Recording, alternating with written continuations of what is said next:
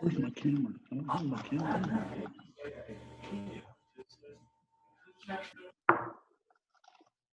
There's one, Mr. John.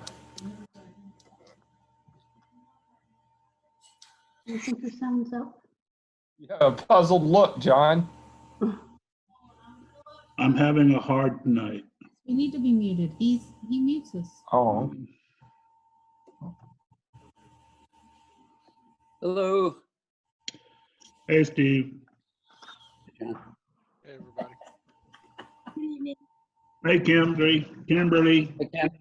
Where's everybody else? I got all these people I've already admitted. There's LJ, there's Patrick, there's Carrie, doing this. Ernie, Alan. Carrie's supposed to be. Well, she's supposed to be up there somewhere, but I don't know. I don't see everybody. Mike Boyd. I see Carrie. Hey, Carrie. Hi, There's Carrie. Michelle. Howdy, howdy. Hey, Alan. Hello. How come we're not supposed to see us? I don't know. Carrie, there she is. Hello. There he went. Hey, Ernie. Yep. Hey. All right, let's see. Who else am I missing? Yes. We do not do it with video? It didn't give me that option. Alan, Carrie. Okay, Mike Boyd's on. We got 12. 12. 1, 2, 3, 4, 5, 6, 7, 8, 9. How come I only see 10? 2 non-video participants. There it goes. I have a face for radio today, so that's where I'm at.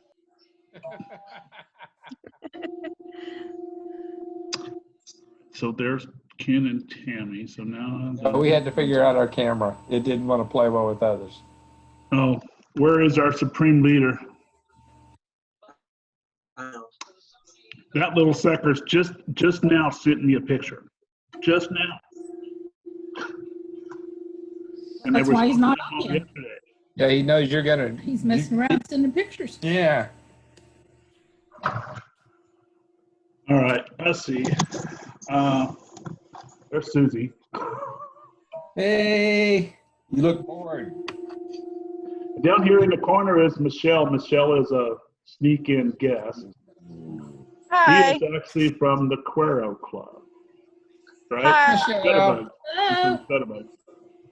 Hi, Michelle. Got invited by Peter, but Peter's not here.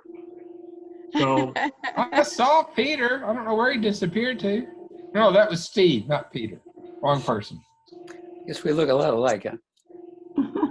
Yeah.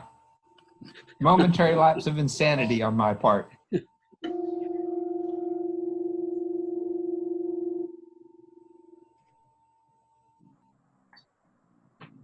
okay. Carrie Well, must have that beach stream. Everybody going. that's that's in here is in here. That noise. Who's got a phone ringing or something? Who is is Eric? Eric, you're the non-video performer? That's correct. Okay. That's okay. We didn't want to look at you anyway. One of think our there was other a guests consensus on the that. screen. We have 2 more guests over here. We have Kimberly up in the top left on my screen, who's an ex-member, who shows up just for the hell of it. And then right below her on my screen is The Carrie. word welcomes. Everybody knows Carrie, who is one of our ex-members. who moved Mrs. to Carrie. Houston. Anyway, she submitted some pictures tonight. He's a too, so member we're by all good to proxy. go. Where's I Jack? don't know where our supreme leader is. And Peter's not here yet, so I'll wait a few more minutes. I don't know if there's any announcements or not. Nobody told me if there was. One of the things I wanted to talk about tonight was we did this poll And I gave a list of stuff for people to look at and say, pick out stuff that you want to possibly have education night on. And the number one thing, and this was looked at by 36 people, but only 6 people voted. I don't understand. But the number one thing was lighting. And I went to Capture San Antonio's briefing on Tuesday. And you gotta help me, Alan. The guy's name was Guy T. Phillips? Correct. Correct. Okay. He is a professional photographer. He's got all these letters and information behind his name. And gave a talk on lighting. And it was kind of interesting how he gave it versus it's not. I personally wanted to have one so we could do a trial so that we could set something up and set up some lights and then everybody bring their cameras and we take pictures and see what they look like. And you get used to using one light, you get one solid light, you get a on-camera light, and then you get strobes. But I don't know if that's going to happen because we have no idea when this is going to end or when Lions Field's going to open back up. I have not heard anything. I'm assuming that it's probably open up maybe later this month or next month, but we'll see. But I'm trying to get the information from Guy on that he presented so I can, maybe get some of that information out to everybody. I don't know whether we can get him down here to be a speaker or on a Zoom meeting to speak about lighting. He only talked for about an hour. We have longer than an hour to talk, so he may have more information to share. But we can see, I'm still working on that. I'll let everybody know probably at the next meeting what's going to happen. And but anyway, that was it. The next after that was Photoshop, and then I don't remember. There was like 2 or 3 things that were tied for 3 people voted for. Lightroom, Photoshop, different types of photography, black and whites, landscapes. So we'll have to see what we can do and put something together. I'll get with Peter. I know we have talked about giving a Lightroom demonstration and a Photoshop demonstration. We can give an On-One demonstration for anybody that uses On-One.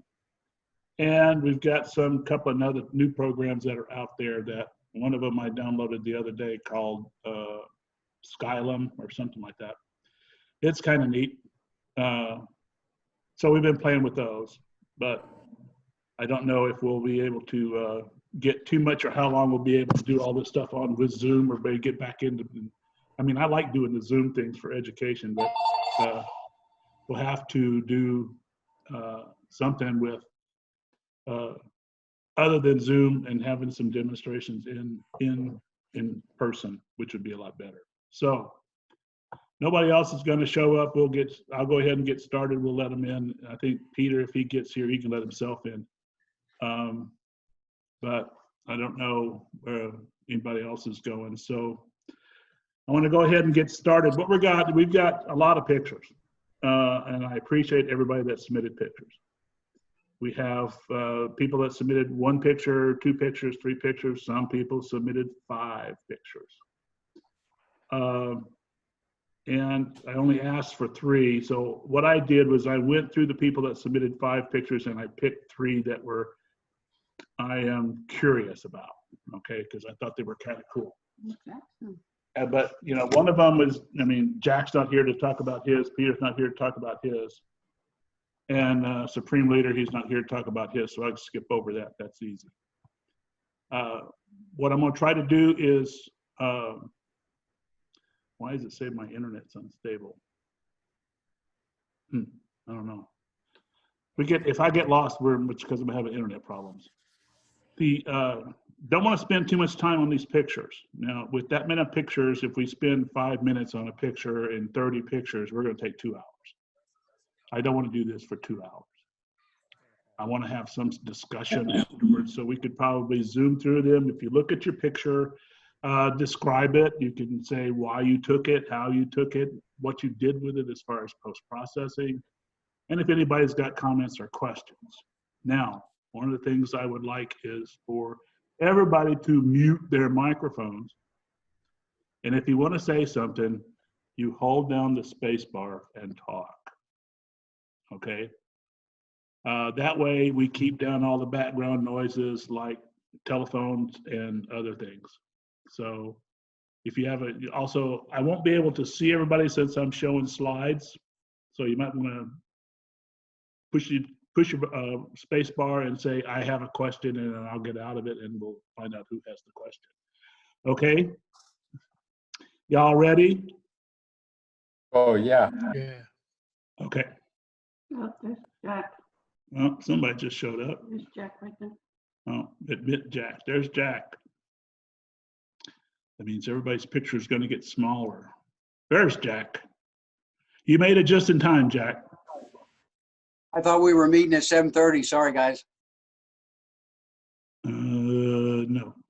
Change Anyway, somewhere along the line. we were just getting started, so hopefully Peter will show up pretty soon. He's not in here yet, but Okay. we'll show I up. sent him a text message and haven't heard back from him. All right. Thanks, Kimberly. Well, he can let himself in. He has my email and password and all that kind of stuff, so he can get in here. Jack, you might want to mute your microphone because I'm asking everybody to mute their microphones, and then use your space bar to talk. Also, you're one of the ones that sent in 5 pictures. I only pulled 3. We don't have enough time to go through them all. If we have, I will go back and go through them all. But for right now, I pulled out 3. So let's go ahead and get started. One of my pictures is up first. Come on, get out of here. I can't. What the heck?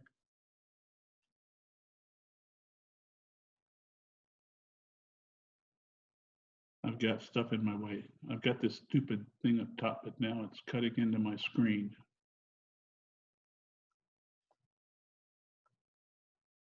Why can't I move this? You're not grabbing the right spot.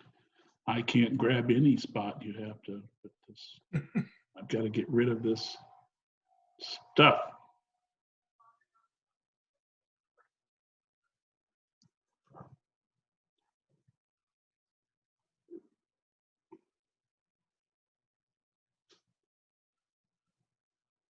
Anybody know how to get rid of this stupid bar at the top? Why did you get rid of it? Don't see a bar Because- at the top. And when I go into share screen, it moves all of my, when you all have your screen up, okay, at the bottom of your screen is this bar. And the bar has everybody, you look at participants, you can boot your screen, you can do all this other kind of stuff, right? Well, when you go into share screen, that bar goes to the top. And I don't want it at the top. So I'm trying to figure out how I can get it back down, and now it's all messed up, but I don't care. I'll figure it out. John, are you on a PC or iPad? I'm on a PC. What happened is my menus for Lightroom disappeared. And it's underneath that bar, and I can't get to it.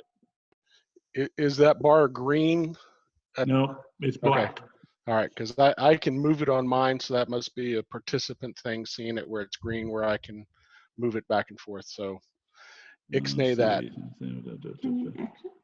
I can see your drop Oh, down no. for Lightroom.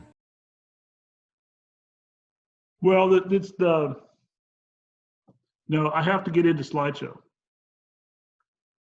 And to get into slideshow, I have to go up to the menu bar.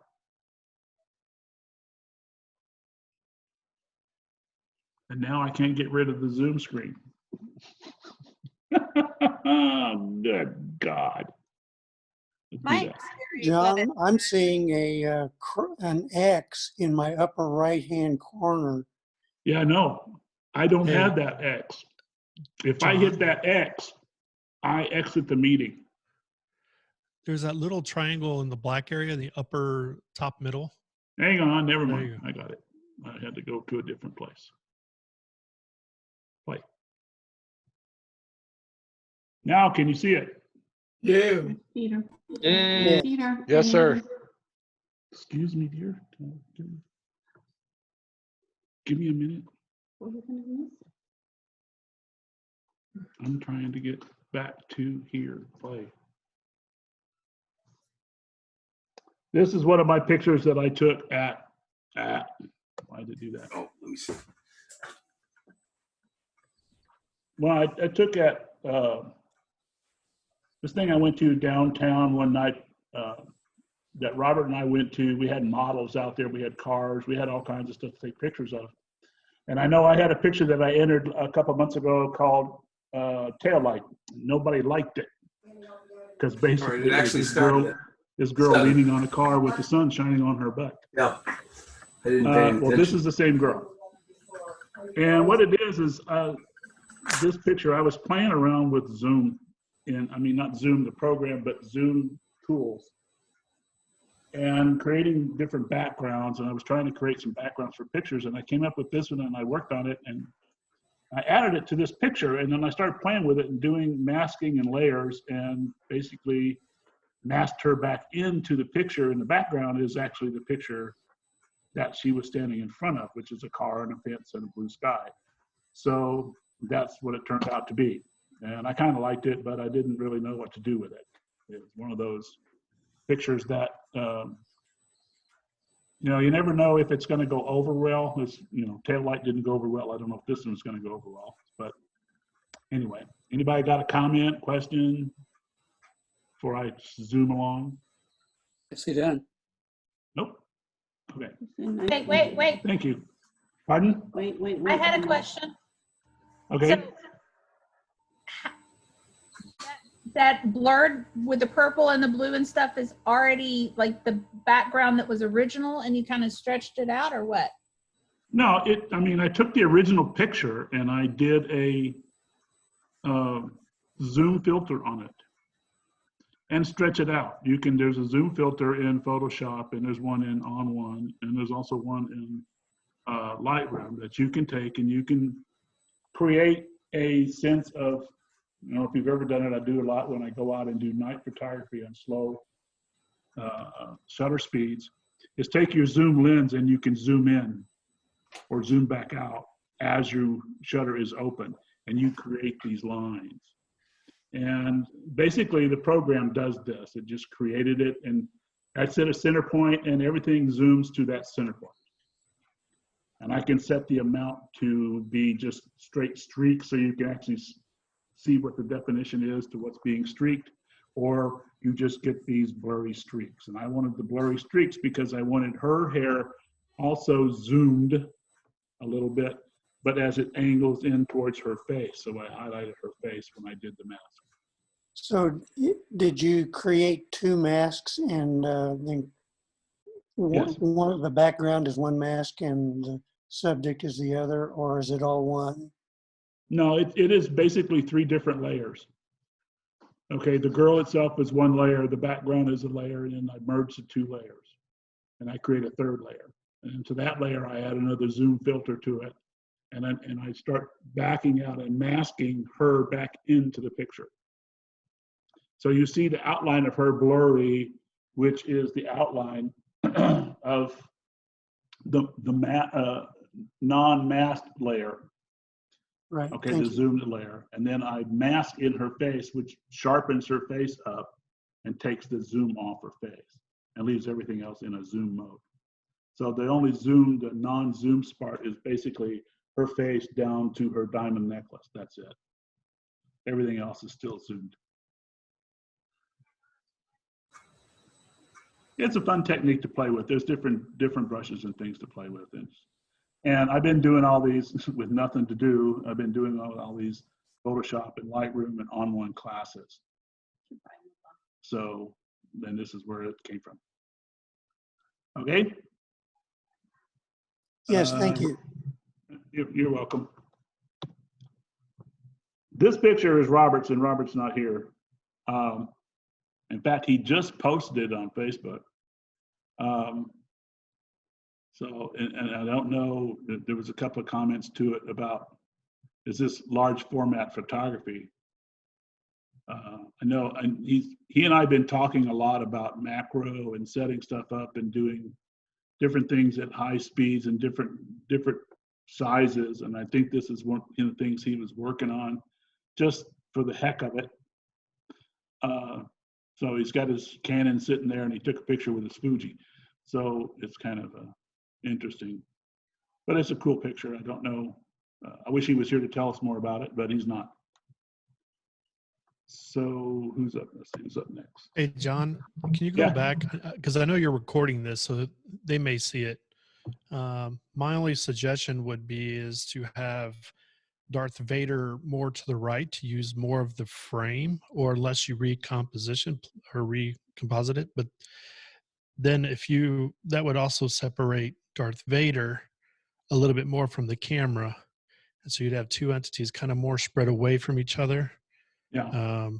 To add some more to the composition. I feel there's a lot of like the whole right side is just not adding or helping. Well, I was going to tell him to probably crop it more to get some of the room on the right side away, and make Darth in that 1/3 and the other figure in the other third. But I like your idea better. Hopefully he will see that. Well, I think Ellen's right. The fact that the camera and Darth Vader overlap, I think, takes something away from it. It would have been nice if it was just a little bit more to the right and then cropped. And then that would, I think, give it some added punch. Okay. I'll tell him to make sure he watches the video and heeds your comments. It's a great shot, though. I know he put the picture, he just put it on, and this is the picture he just sent me before we started. So I had to cram it in here and give it a 00A number so it would fall in line, but anyway, okay. Next picture, I believe, Ken, is one of yours. Yeah, I've got a new 150 to 500 Tamron, and all I was doing was playing around, learning to shoot with it. It's tripod mounted, bird feeder. Using my cell phone to control my camera as far as focus and everything else. Other than that, that's about it, really. Is that a house finch? Or what kind of bird is it? It looks like a house finch. Do you know what focal length it was taken at, Ken? Around 400. That Okay. to play, and then I had to crop it in. I don't remember my f-stop. It was somewhere between 8 and 16. I shot some at 8, and I didn't like those because there was no depth of field. The bird feeder unfortunately spins because it's not hard mounted or, you know, on a secure mount. So it makes it hard to shoot these. I know I used on one to crop it. It probably has that on one vivid filter and then maybe a sharpening filter after that. Did you use flash? No, all natural lighting. In fact, it was shot through my kitchen window. I'm looking, the camera's on the inside of the house, kitchen window's right up next to it, and the bird feeder's probably 15 feet away, thereabouts. Pretty good for through a window. Did you crop it very much? Yeah, I'm getting the idea from y'all to do other crops than 2x3s. So I cropped it down pretty tight.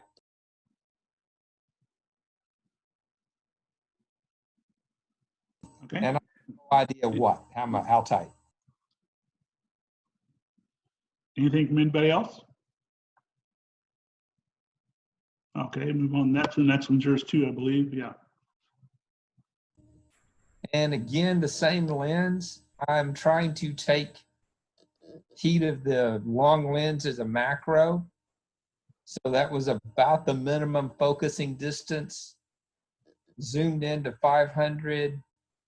Now the mounting was on my knee, so it's a little shaky. But other than that, that's about it. And I think I know I used on one again. Yeah, my wife's pointing out you can see the little hairs on the stem. And that was probably wide open, which is about f6.3, I think. What was your shutter speed, Ken? I don't know. It would be whatever it matched out and came out metered as. I probably would have had the ISO cranked up where I would have gotten around 250th or 500 to try and handhold that. That lens is kind of heavy. The only thing I'd say is I would have cropped it square. And, just took off a little bit off the left-hand side and just do a square crop so that the right edge or left edge of the flower is the same distance from the edge like the other side is. Yeah, I can see Other than that, it's a nice picture.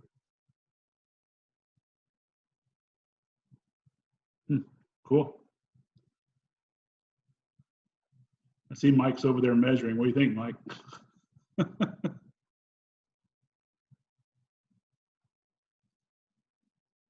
Gotta unmute your mic. Sorry. I was thinking of cropping it just below the upper green, just a hair below it, and then just inside the left-hand green. And leaving it slightly off center.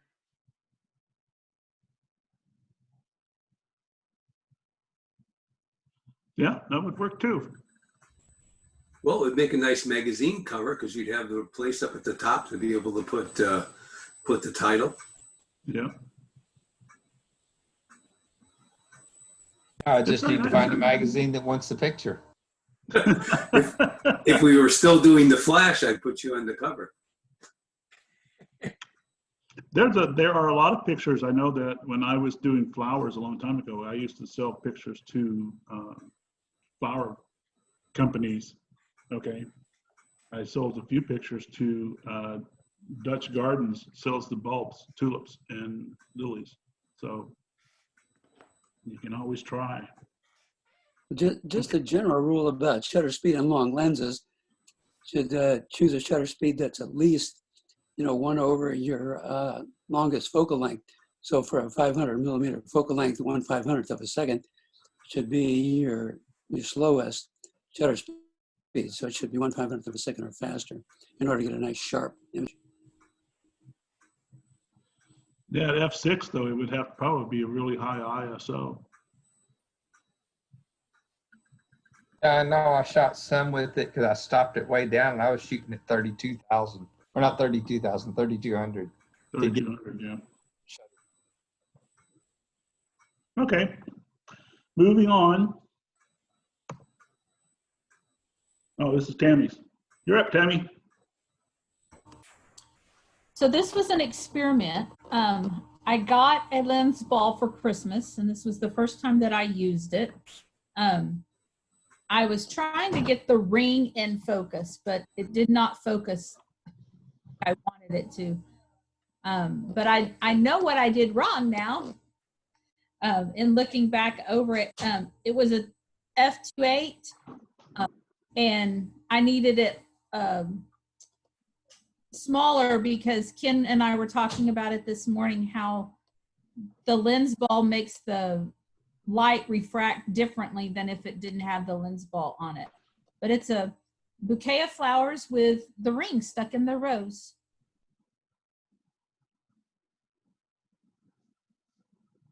Yeah, lens balls have the tendency to,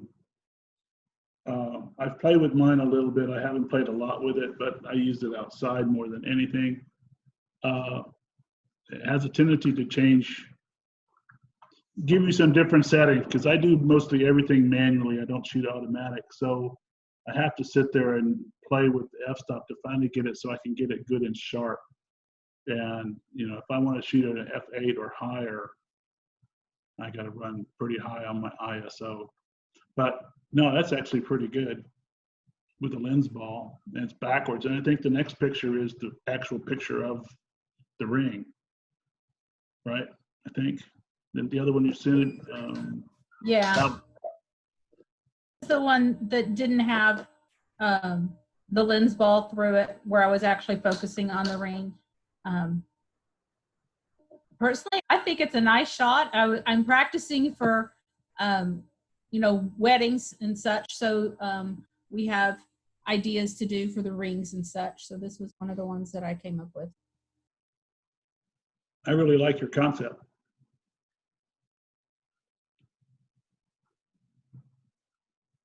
Thank Yeah, Anybody I else? really think this is a great shot. I love the blurry flowers in the back, and Oh yeah. you know, the fact that the ring is at the, you know, the rule of thirds, and that it's all sharp in the front. It's a really, really nice composition. I could see a bride would just love to have a ring in a picture like that. It's a square format, more or less, I guess. You did a wonderful job on it. Mm-hmm. The mix I of agree. I colors. think it's very pretty. I like it. Thank you. You're welcome. Yeah, that would be a good, I mean, that's a good tip. And no, I wouldn't say a typical wedding type picture, but it's a good type of picture for a wedding thing, because a lot of people don't do the hands with the rings. They don't do the rings separately. And that's kind of a unique way of displaying them. Be kind of cool. It's very nice. Well done.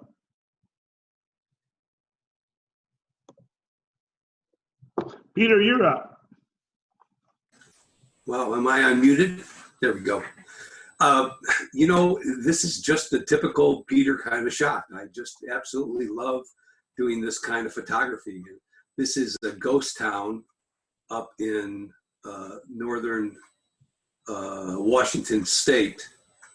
And I just have the greatest time when I hit a place like this, just running around. The great thing about these new cameras is that you can shoot at a really high ISO and get all that detail in there.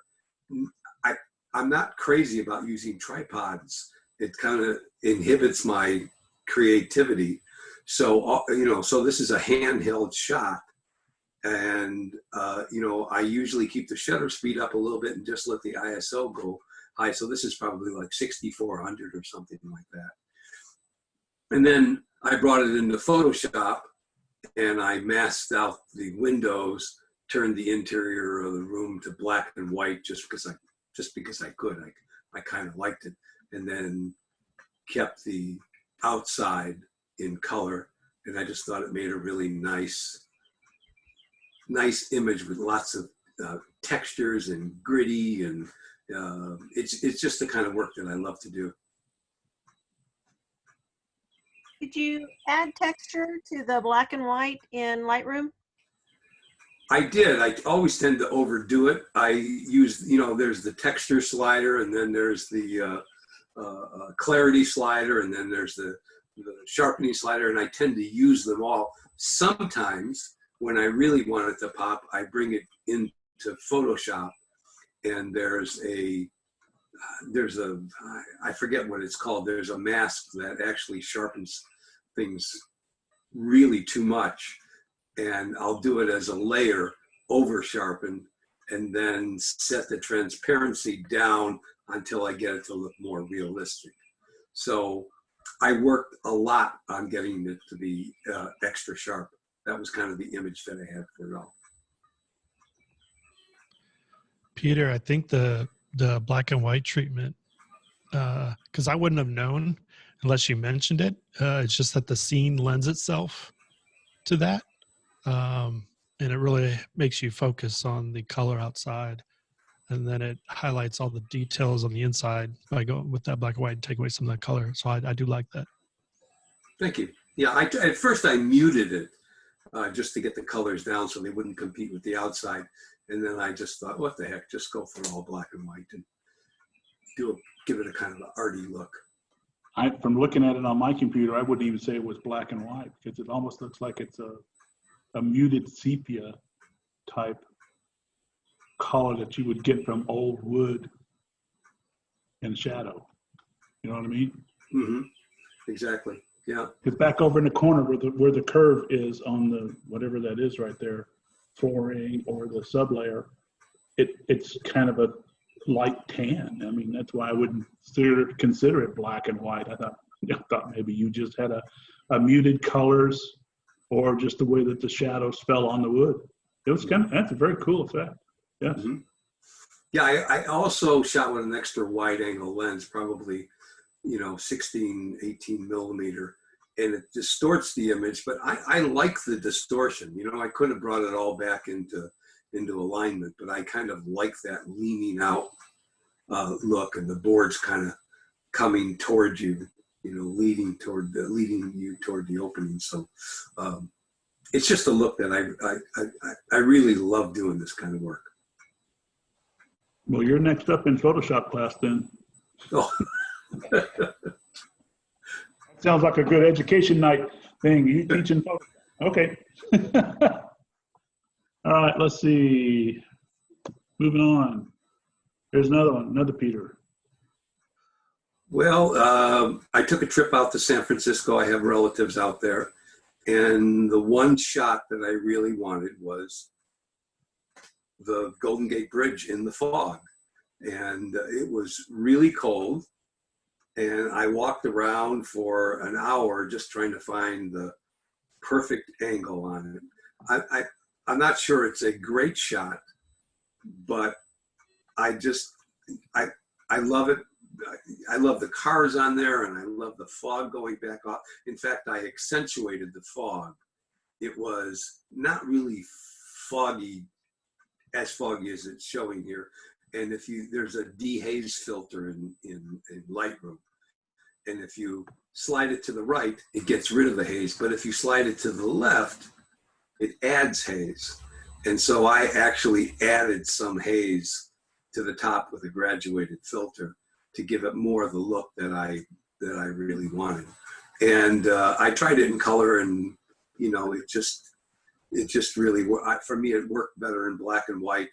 I tried doing more blacks, really setting the contrast up higher, but I like it more muted. So Peter, I really like the fact that you've gotten that particular bridge from a position that I've never seen before, and it's really effective the way you've done that. What lens is that? It looks like a long lens, but it's really interesting. Yeah, it's not so long of a lens. It was my a full frame camera with the 24 to 105.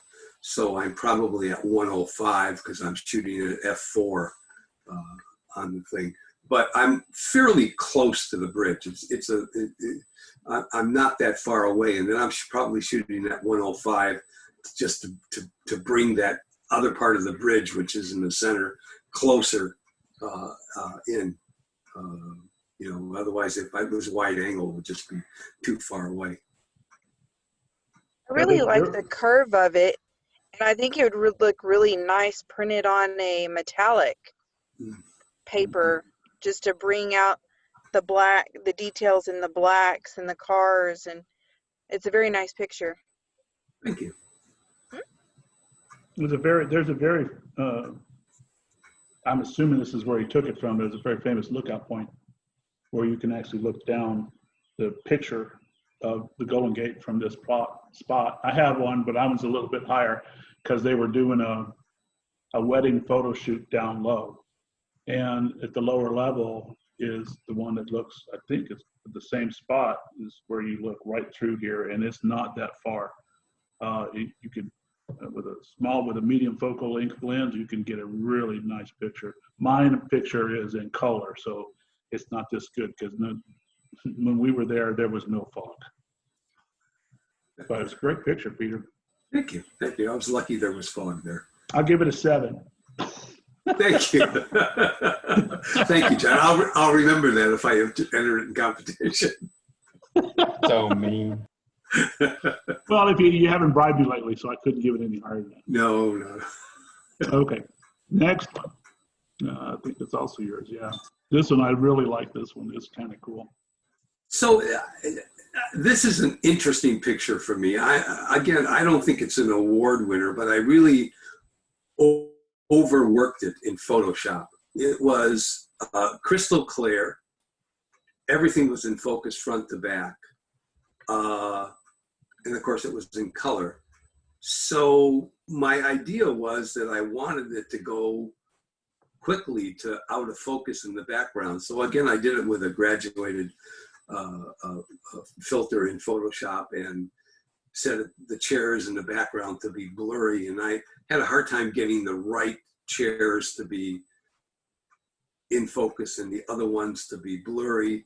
And then when I got all done with it, even sharpening it the way that I do, I wanted it to be more gritty. So I actually added noise to the picture.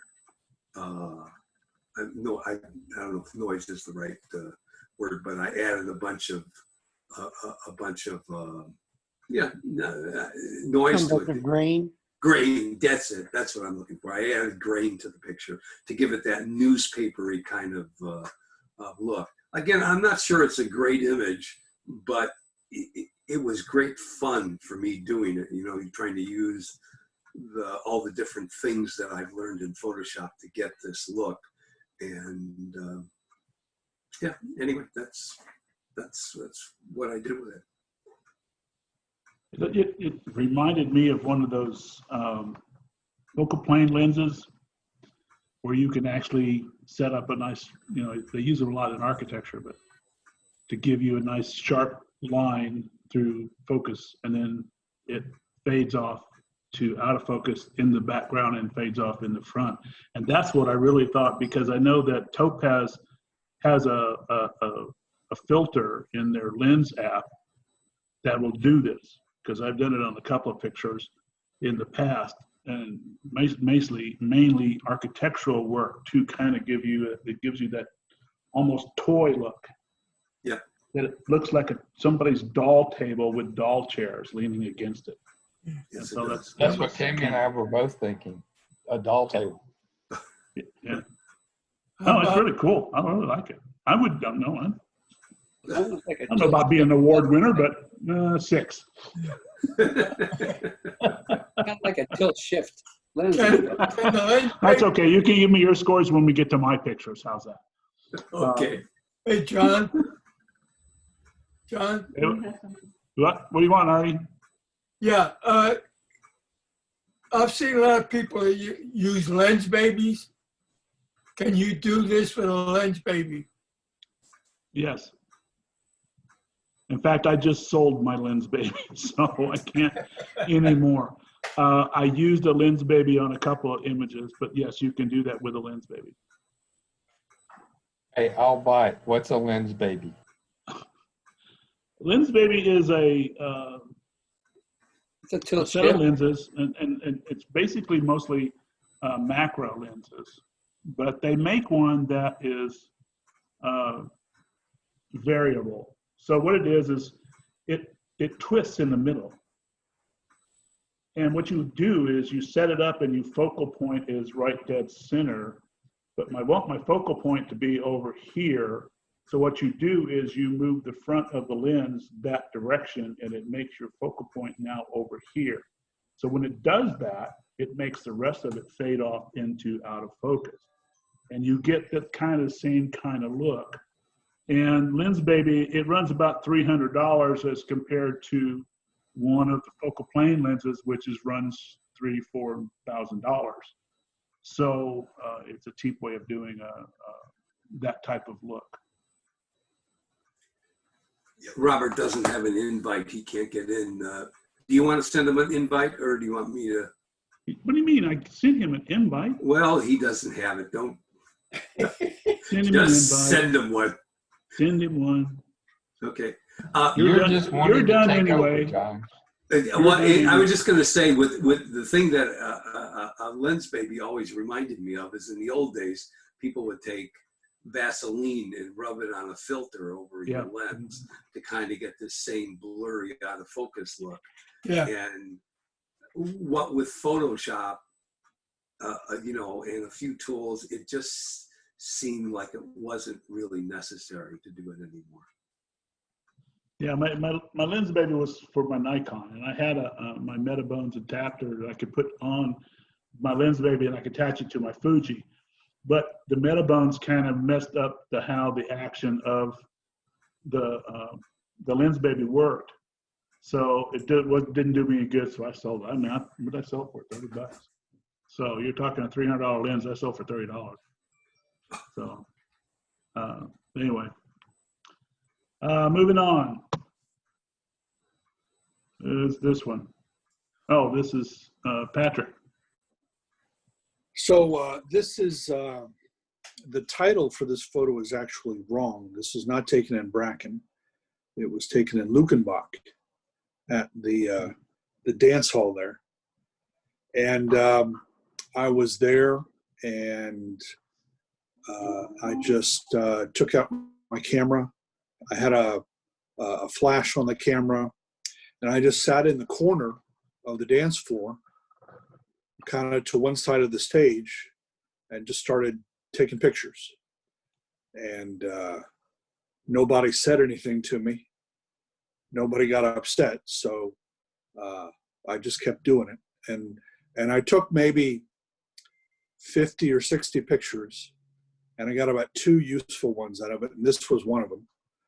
And then when I went to process this, I put a blur in the background, and now that I look at it, now that I think about it, I think I would have undone the blur, because the lady in the background, her eyes are looking kind of off to one side, and that kind of obscures the blur obscures that. You can't see that. But when I did the blur, I wanted to emphasize these kids and their expressions and how they're kind of looking out at me, and they're just really darn cute. And that's pretty much it.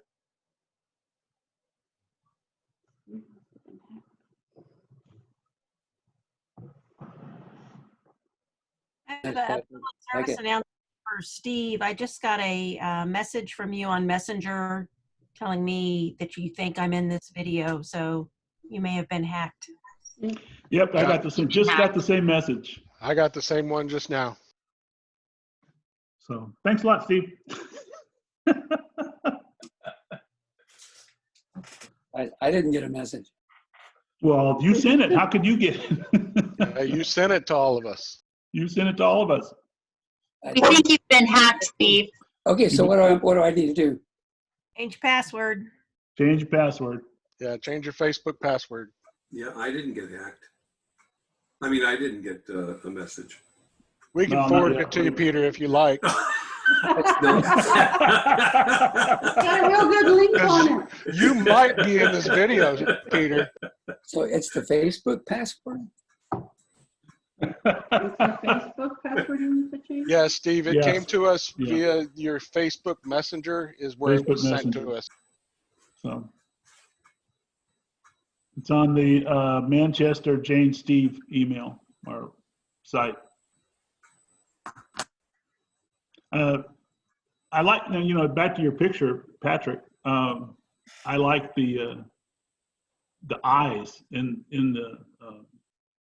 What happened? I lost my. I had to go let Robert in. So let me get back to this. Yeah, I like the eyes on these because the eyes are very sharp, and you've got catch lights in them. And the kid in the back, you've only got one really good eye, but that eye just draws your attention. Okay, I mean, I could see the kid in the front, which is very sharp. His face is nice and sharp, well lit.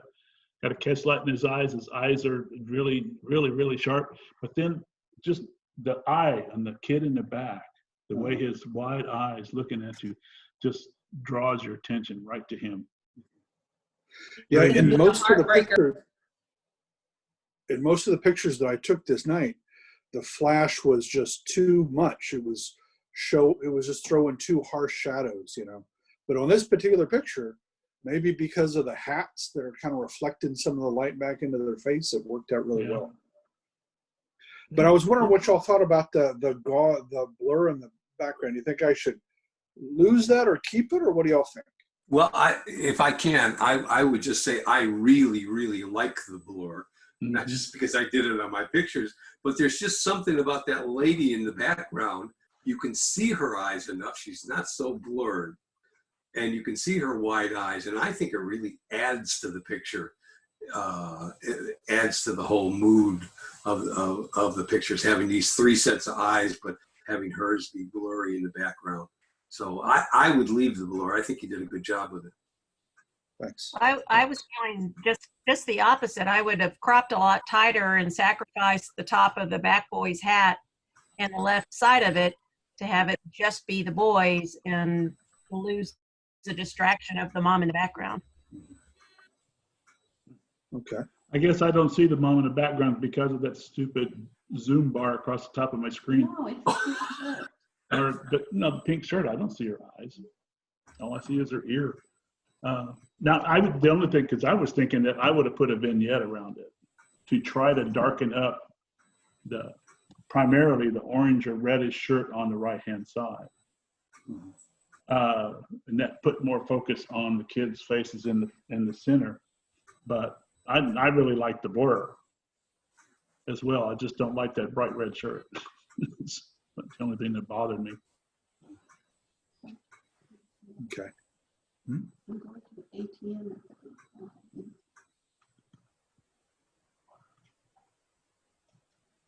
Okay.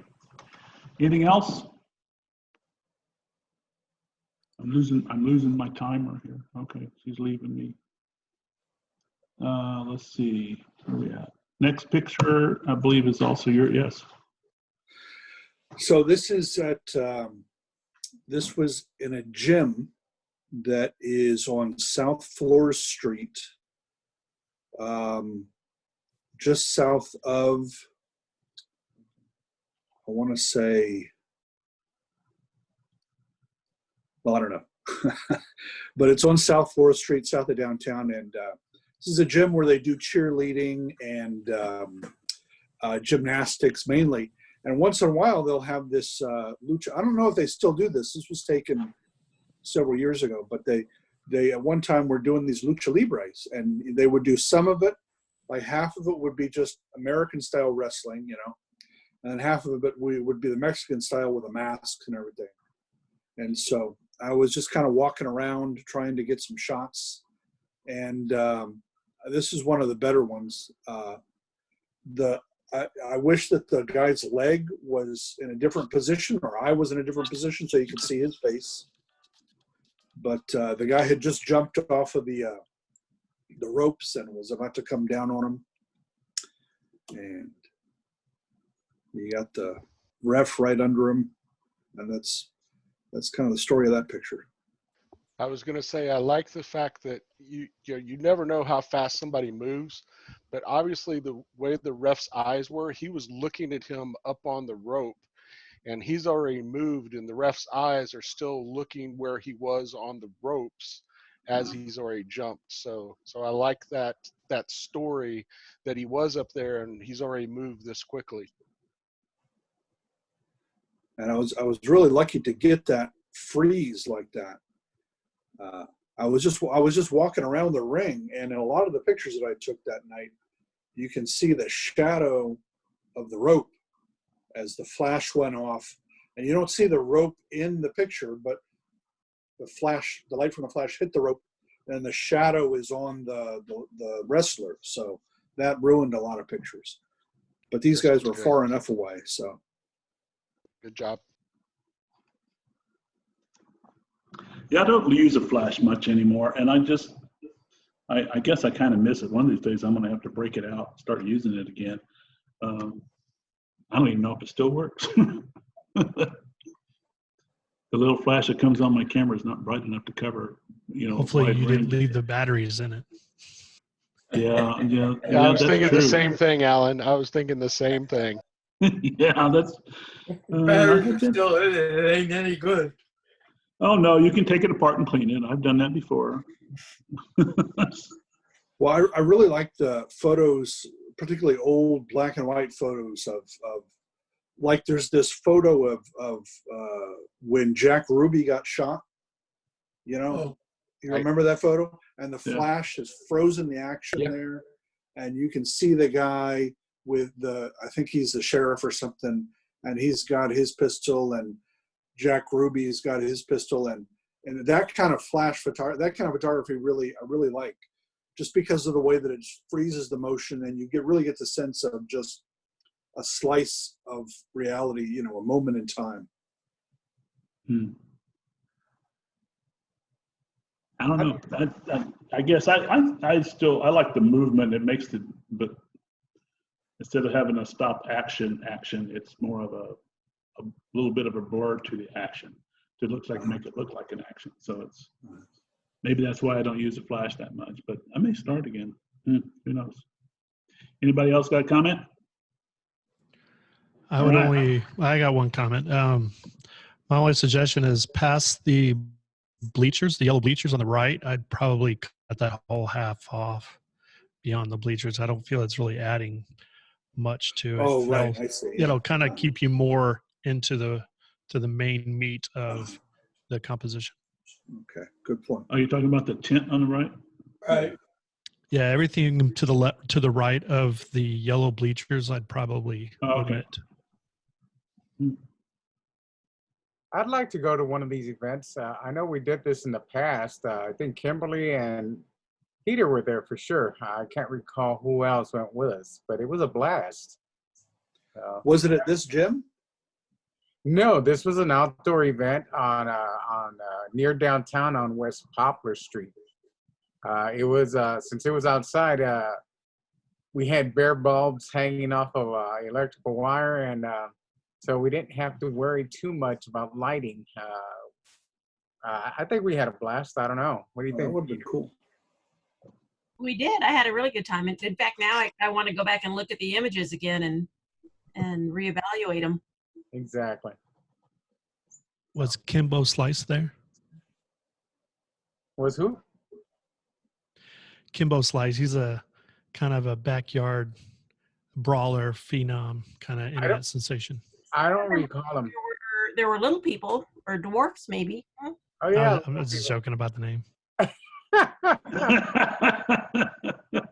Yeah, we had some small people that were like bordering on not being so small, but it was pretty cool. We had full access. They allowed us to stand by the ring and would tell us like, "Hey, get out of the way. He's gonna fly right by you in a minute." So that was cool. Definitely want to do it again. Yeah, let me tag along. That'd be great. Definitely. Thanks. Yeah, that'd be fun.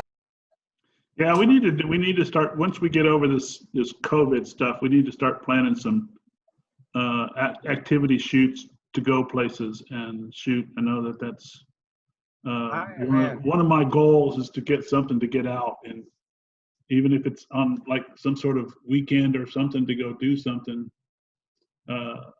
I don't know if we can do it on like a Thursday or anymore, but we'd have to set up some time to go do something. But that's what I definitely want to do. All right.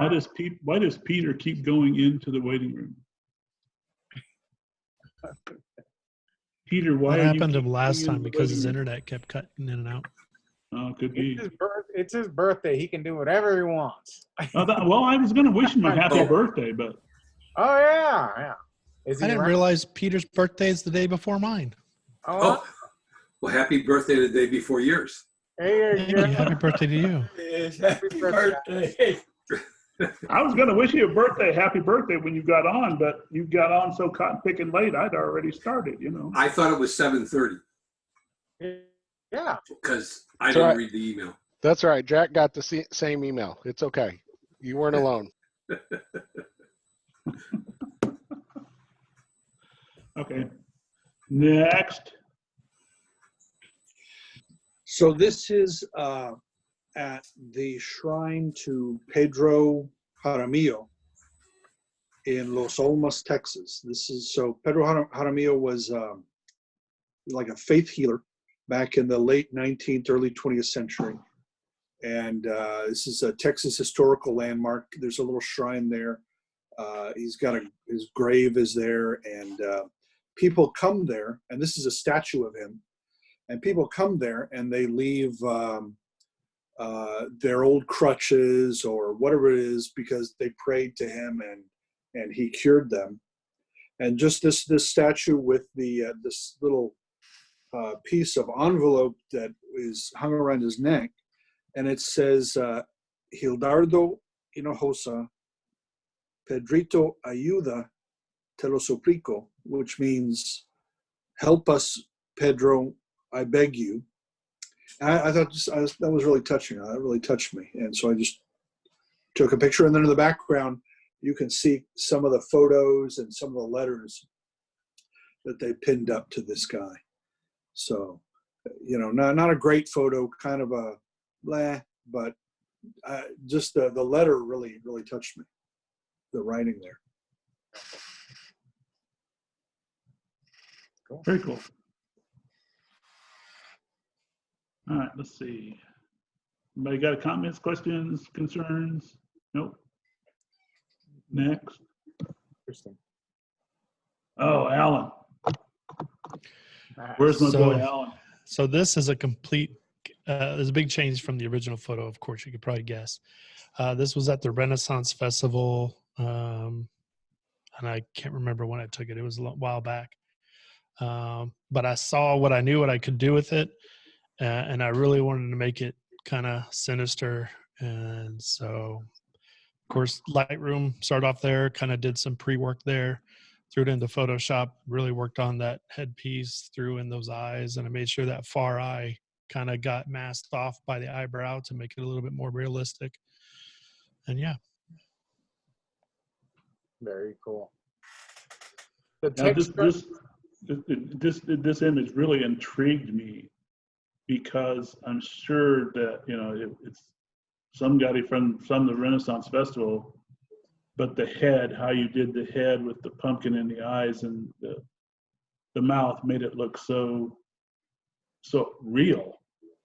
And the texturing and the colors, the muted colors, it's very nice, very good. Well done. Well done. So I'm a creative people. So was the pumpkin in the picture, or did you add that later? No, there was a pumpkin on his head, but it didn't nearly have the depth or texture to it. You could see his face through the eyes and the mouth. So I just took those out. Yeah. Very nice.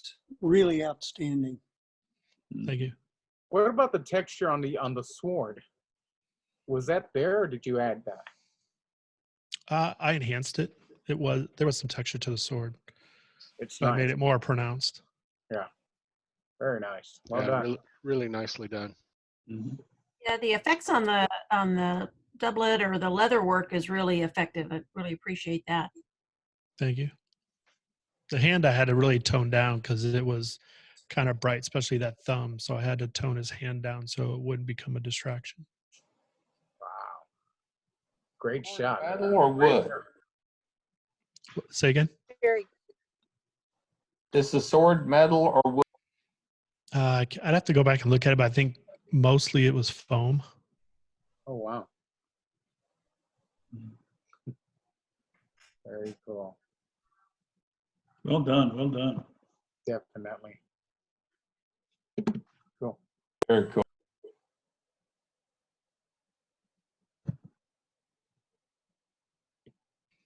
So this is a complete edit in Lightroom. There's no texture that's been added. That's all, it was dry and very windy. And that was all particles that was in the air. And they were actually, there's a whole scene. This is at Sherwood Forest Fair, which is east of Austin. And they were actually fighting a whole big scene in front of the castle. Everybody's moving around. So I'm trying to get shots. I would have liked to had a looser composition on this, get more of the stuff to the left and right, but everybody was moving around. This is what I could do with a quick composition shot of them battling. It's very, it looks like a film still. Yeah, a lot of my shots from the Renaissance Festival, I try to go a cinematic route on them. Yeah, very nice. Good job. Yeah, I really liked the Sherwood Forest Fair. It was one of the first ones I went to, and I had a lot of really good captures from there. Kind of cool place. Yeah, I was planning to go this year. Did they cancel it? Yeah, it was like 1 or 2 weekends it was open, and then when everything Yeah, hit, I it thought was so. closed. Yeah. Yeah, they canceled the one over by Houston too, I think, didn't they? Well, TRF is in the fall. Oh, is it? Yeah, that's over in Plantersville, northeast of Okay. Houston, or northwest of Houston. Hey, John, be ready for Peter to jump back in because he fell Yeah, off again. I know. I just let him in again. You give him the login and password. He has the login and password. No, I'm He just has being my a pain. login and password, so he can let himself in. But he doesn't know that, I guess. Now, I added this picture because, Alan, I really liked this picture. But go ahead and describe it. So it's probably one of my favorite of all time, mainly because it's personal to me. This is my dog Hoku, who passed away about 3 years ago. Actually, we're almost to the day that she passed away. But this photo took me hours to get. In 2009, I did a photo shoot after I picked up a little reindeer plush toy for her for Christmas. And so I was like, oh, let's do a photo shoot with her for a Christmas card. So she hates the camera. Took forever for her to give in. Then we did different shots, and then this one I called her Hollywood shot. It's kind of like for her comp card, as she was a dog model. And there really wasn't a whole lot except for going to black and white. Just messing with the tones and really removing that second umbrella that was in her front eye, because you could actually see both umbrellas. So I just made sure I removed one so you didn't have double highlight. So yeah. Yeah, I looked at all the images you submitted, and this one I really wanted to know because I love dogs, and I've never been able to take a good picture of a dog. And I know I've tried using toys and balls and all kinds of different things to get them to sit still and hold still. And about the only dog that ever did it was my previous dog, Dinky, who passed away a couple of years ago. He would sit in somebody's lap, and he loved to pose. So I do have a couple of pictures of him, but nothing like to this extent. This is very sharp, very detailed, and I love it.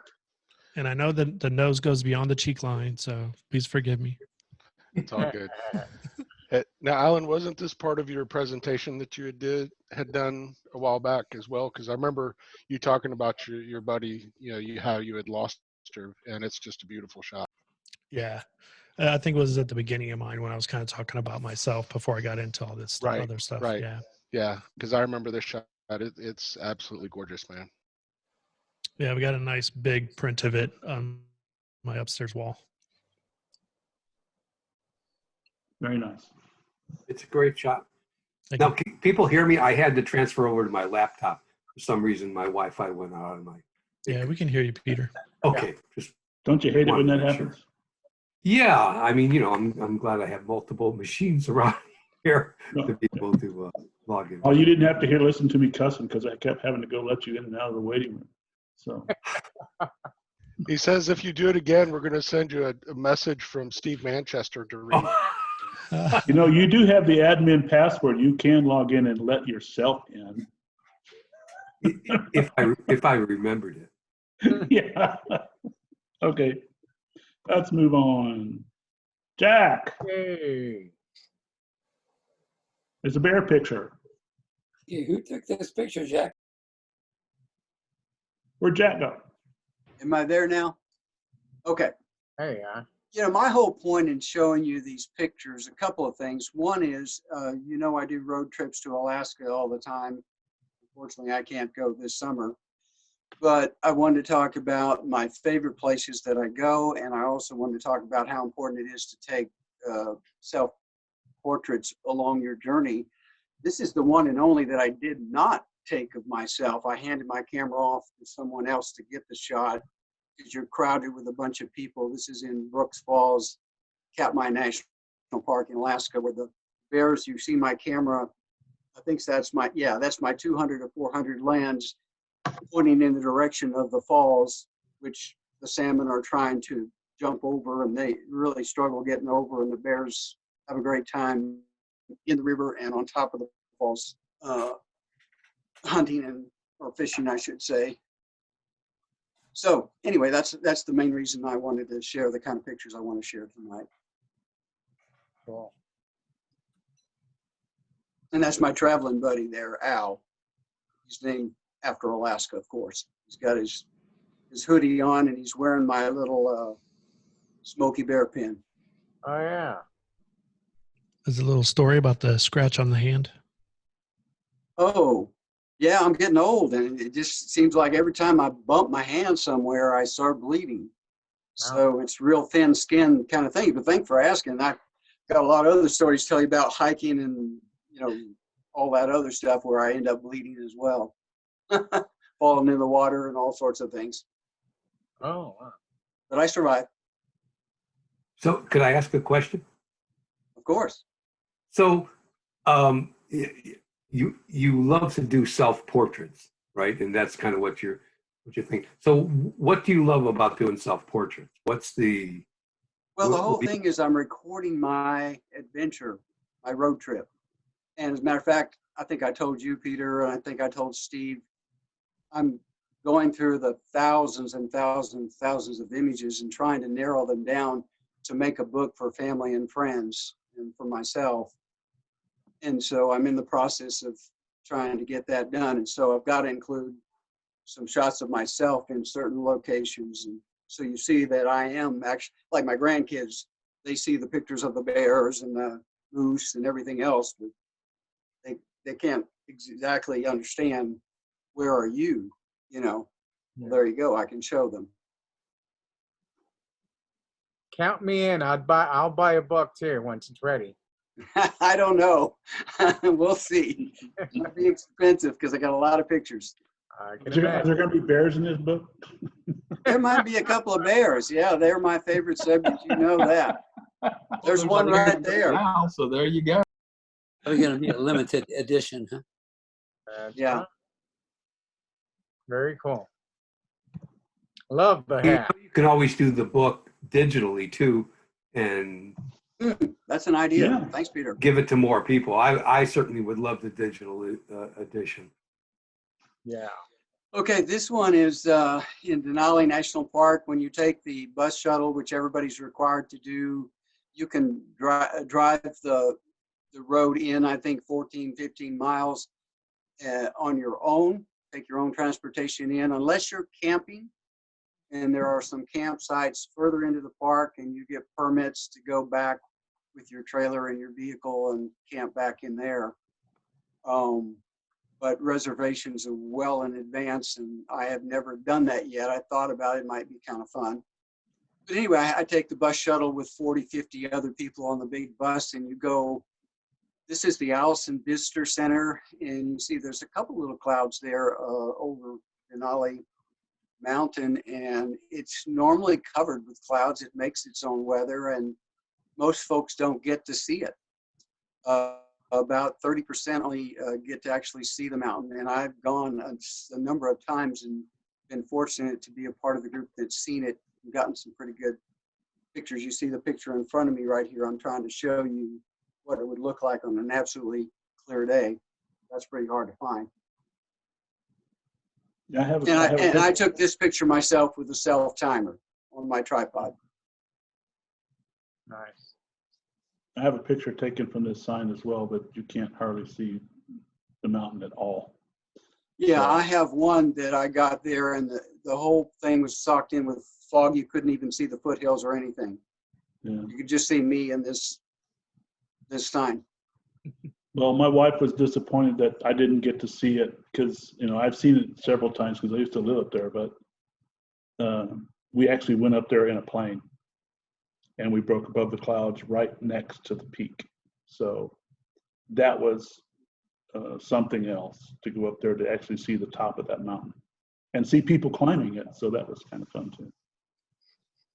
To me, it's one of the most fun parts about going into Denali National Park. I don't enjoy going on a bus ride with 40, 50 other people and trying to shoot out of a bus window all the time. And, you know, I'm a wildlife guy and I'm looking for the bear shot and the wolves and, you know, everything else, the caribou. And it's tough, but people see my big lens and usually they go like, you know, come on over to this side and stick your lens out and take a shot. It's okay. And once in a while they stop and let you get out. But normally when that happens, you don't really see the wildlife right there close and personal. Although sometimes you'll see them right in front of the bus. Other times you'll see them way across, maybe 2 miles away, and they're just a little speck on the mountain. So I've got all kinds of pictures like that, environmental shots, I call those. Yeah, we saw a lot of bighorn that were usually right along the edge of the bus, by the bus, in front of the bus, behind the bus. So it was you're very fortunate. Very fortunate. Polychrome is an area where you can see them sometimes. And yeah, I'm ready to go on to the next one if you are. Another favorite place, and Peter knows this well because one time he took a picture of me here, but I took this picture myself this last summer.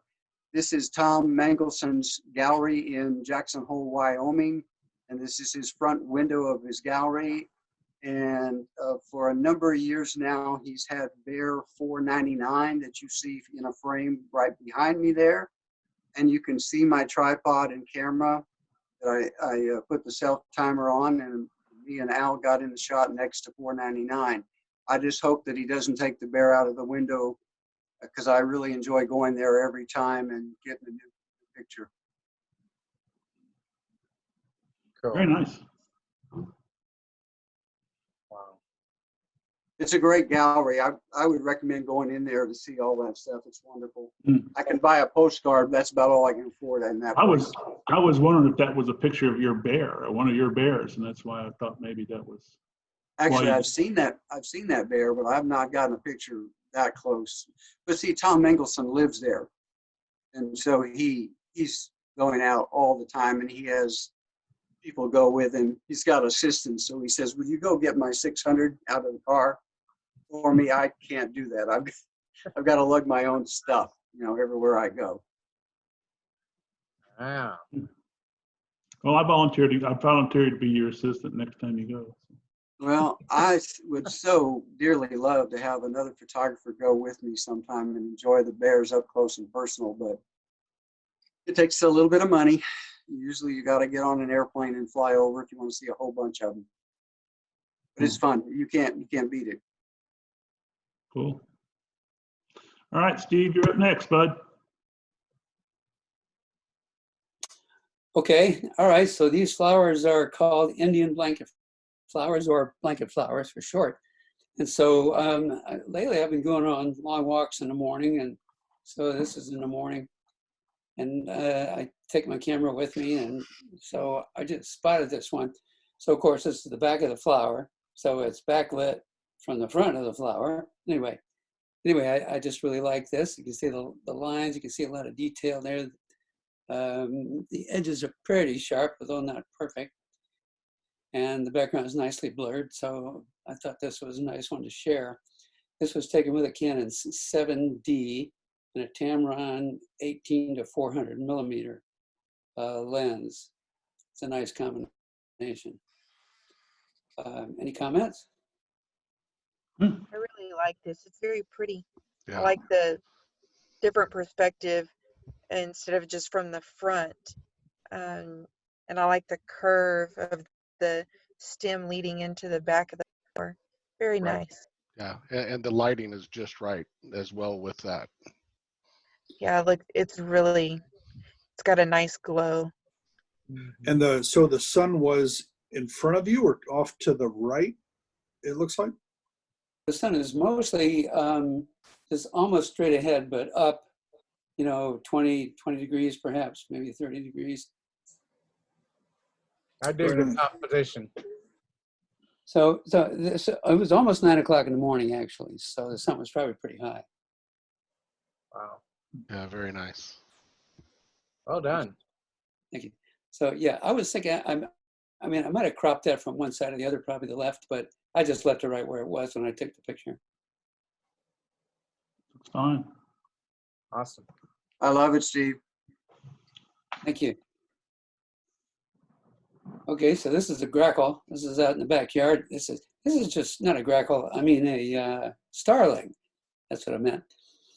Anyway, so I really like this. The feathers, they kind of have a sheen to it. They have that kind of green look to them, and he was you know, standing on a rock there. So we've got a little man-made water feature back there. We have these sandstone rocks back there, and he just happened to land there. And I especially like the bright background there, although not too bright, but it just makes his head, you know, and that upper part of his body there, you know, stand out by contrast.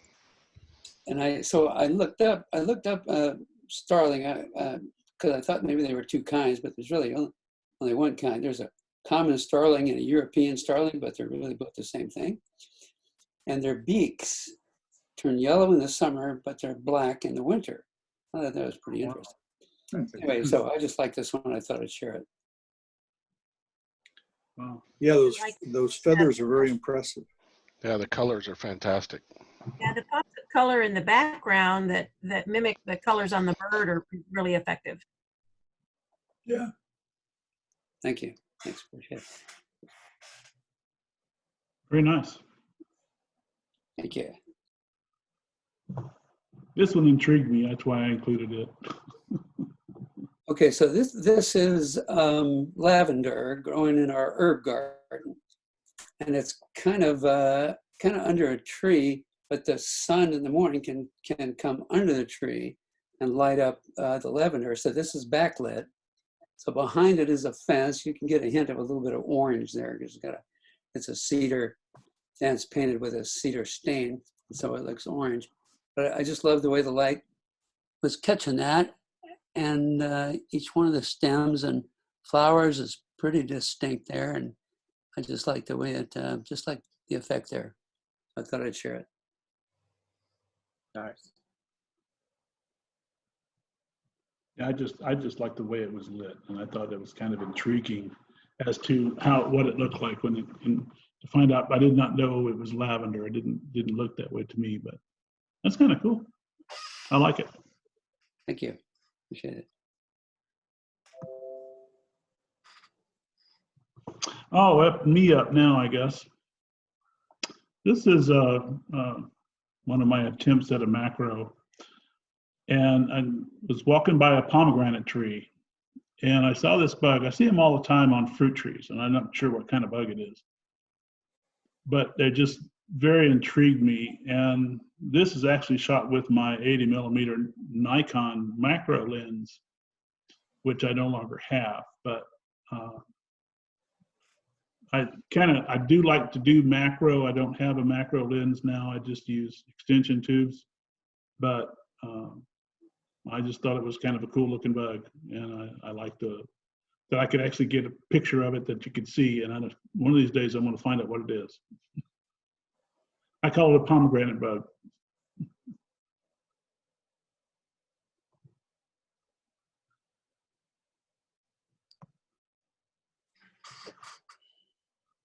This is one of my first. Everybody knows I like doing creative type things. This is one of my very first ones. I was going through my pictures the other day and I ran across it. And I thought I would include it because there is a technique called out of bounds, where you create a frame around a subject and then you put part of that subject outside the frame. And I do that a lot, or I used to do it a lot. I haven't done it in a while, but this is at the pumpkin patch up at our church. And I got down on the ground and I took a picture of all these pumpkins. And this whole row of pumpkins kind of curved around by this tree. And what I did was I just created the white frame around it. And then I started clearing out and deleting all the information outside, or the pumpkins in the front, so that looked like they were sitting outside the frame. and then I add another frame around it, and then the frame around it is more and colored the exact same color and different colors matching the different pumpkins within the picture. And it was just one of my first attempts at an out of bounds photography and actually creating it from scratch versus using, I guess they now have them for Photoshop and a couple other programs. They actually have things that you can put in there and what do they call them? I don't use them. Where you run it, you can run the actions. And an action. And it would run it and create this for you. I have seen them done, but they don't look as good as if you try to create it yourself. So I've always created my own without having to go run an action or any kind of other plugin. How is it that you got the variable colors on the outer ring? And that is a gradient. I created a gradient based on the colors of the picture. Gotcha. I remember learning about this technique back in high school yearbook class. Yep. And we'd use Rubylith to do this. Mm-hmm. I mean, back in the days when we did it in class, it was a lot harder because now with Photoshop, and I actually did this with Photoshop Elements, and then you add the drop shadow and stuff like that, which we didn't back in those days. But we actually did cutouts of these. I don't know if you ever did those in school where you could actually cut them out so it looks like a 3D picture. Yeah, and then you place it right in there. Yeah, very nice. Thanks. Nice job, John. Don't you wish we had the creative category back? It comes back in July. I know, it seems like forever, huh? Hey, I've already got several built up for it. I'm ready to go. I do too. Gary. So, Gary. Oh, yes. oh, okay. Can everybody hear me all right? Yeah. Okay, wonderful. So this image I took of my husband in my living room. He had trained for a year to do the Ironman here in the Woodlands, Houston area. And I told him that with all the hard work that he put in, he deserves a portrait to kind of commemorate the year. So he obliged. He's a good looking guy, so I was happy he did it.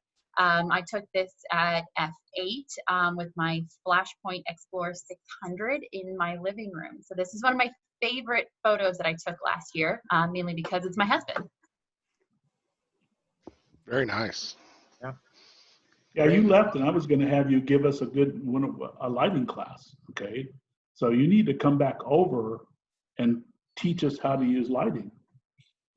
I do plan on, once COVID kind of settles down, I would love to take a trip to San Antonio to visit the club. I'm really excited to be a part of this evening because I didn't have an opportunity to find a club here yet with COVID happening so soon after we moved. Cool. Well, I think it's the perfect shot. I love the way it's lit. Having the black background just really makes the whole image pop out. It's I'm sure he loves the shot as much as you do. And Gary, I just want to add, you are an excellent photographer. This is well done. Thank you so much. Gary, was this a one lamp shot? This was a one light shot. I used my Explorer on camera right. You can see the shadow taking place on the left-hand side of his face. And on that left side, so that it wasn't completely dark, I just used a silver light reflector because I wanted a little bit of moodiness, but I did need to fill in that light a little bit. And you can see the light reflector on the bottom of the left eye. Is that one of them light reflectors that you stole from me? No, that one I haven't had a chance to use yet. Okay.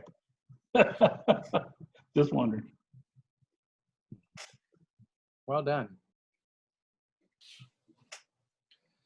So this is another one of my favorite portraits that I shot last year. This was actually my very last session that I had done prior to moving to Houston. This couple is she's been my muse for a very long time. You've seen her several times throughout the competitions and throughout the 18 months that I was at the Camera Club. So I met her in San Antonio. And when she got pregnant, I was so excited to be asked to do her portraits. So we wanted to go with a little bit more of a moody feel. This was in December, middle of December, and this was right as we were losing all available light. So I used a Flashpoint Streak Light 360 on this, which is much more powerful than your standard on-camera flash, and obviously this was off camera. This was shot at ISO 3200 on my Mark IV. And my favorite lens, which you'll see in all of my images, is my 70-200 f2.8. And this was shot at 2.8, and I focused on her eye. Is this the same girl that one of the images I really liked was the girl that was sitting by the pond? I think it's one of the first pictures you entered in competition. So this is a different one? Yes, I'm so sorry to cut you off. So this is the woman that I had used when we had, the assignment was to create an image inspired by a poem, and I used her in that particular image. Oh, okay. This is beautiful. You can just see, you know, the feeling in this picture. It's very pretty. I love this. Thank you. It's angelic. You'd have a hard time doing this without some extra lighting. You know, I've been working on highlighting things because there's so much detail in the shadows in these new cameras that you can brighten them up quite a bit. But this just has a wonderful look to it that you couldn't get by brightening it up. Something I like about it is the color of the clothing. If you look at her dress and his shirt, they're similar but different, and you know, in the same neighborhood of the color wheel. And then also his shoe and her hat, which are at opposite corners of the picture, but tend to bring it together. I like it. And then the background is also reflective of the rest of it. You guys are going to make me regret selling all my portrait stuff. Beautiful colors in the photo. Well done. Yeah. Carrie, where was that taken? Carrie, you're on mute. Oh, Gary. Guess Gary's. Can you hear me? Yes. Okay, so that last image was taken at McAllister Park, and my favorite part of McAllister is not really well known. There aren't a lot of people that frequently go there for portraits and imagery work. That was taken on Bee Tree Road, and I love that little spot because it's secluded, so you can shoot without having a whole bunch of people and having to maneuver around everyone. You talking about this one? Yeah. Yes, that's the image there. Yeah.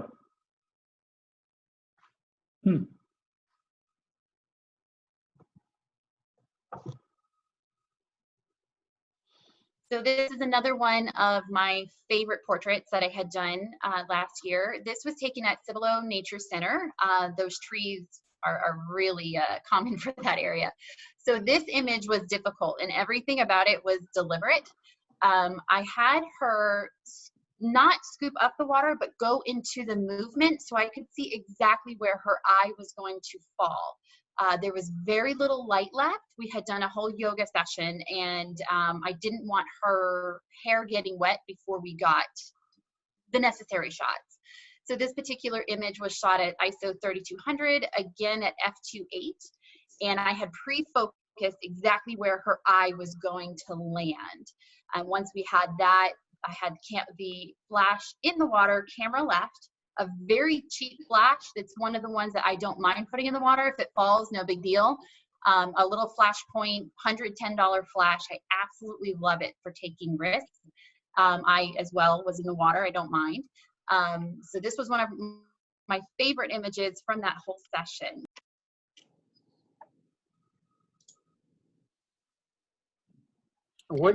Is this a double with her?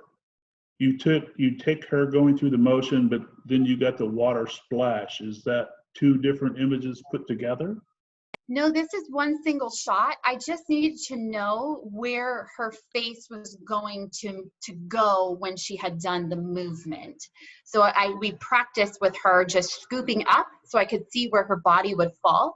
But this is one image. It was shot at a shutter speed of 1/200th of a second, which was a little bit risky because it is my 70 to 200 f2.8 lens. So I just had her go a lot slower than she normally would so she wasn't blurry. And where did you shoot this at? This was taken. Cibolo Nature Park. Gotcha.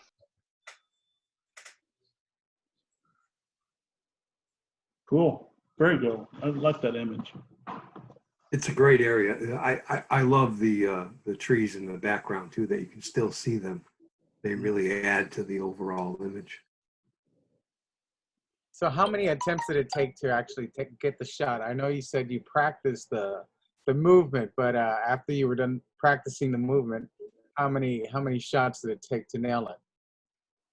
I took 4 images. So prior to actually shooting it, we practiced the movement about 3 times so that I could make sure her face was going to land where I needed it to.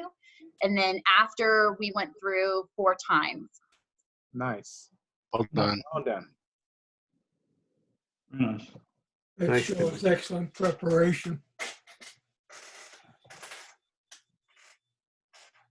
Okay. Eric. Okay, so this was after our headshot session at work. We were given the opportunity to tell folks, hey, we can do more of a casual shot type of thing. So I had a background already there, and I rolled in this chair, and basically, people had an opportunity to look at different photos from Pinterest and that type of thing. And what we did was, my job was to deconstruct the shot, and I had a 8400 Pro with a 25-inch modifier. I had one light to work with. So this is one of our managers, and he's also a photographer, and he just really was easy to work with, and it was fun to shoot this for Greg and have that, so he uses this as his Skype picture, that we have at the office.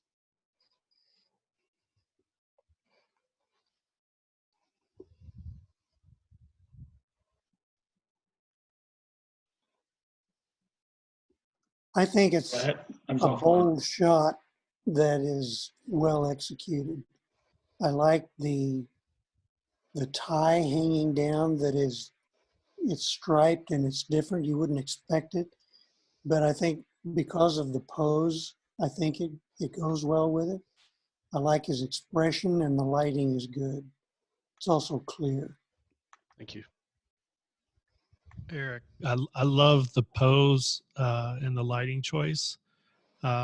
One suggestion I would add is maybe in post, toning the hands down since they were closer to the light. Yes. But yeah, I love it. Yeah, thank you.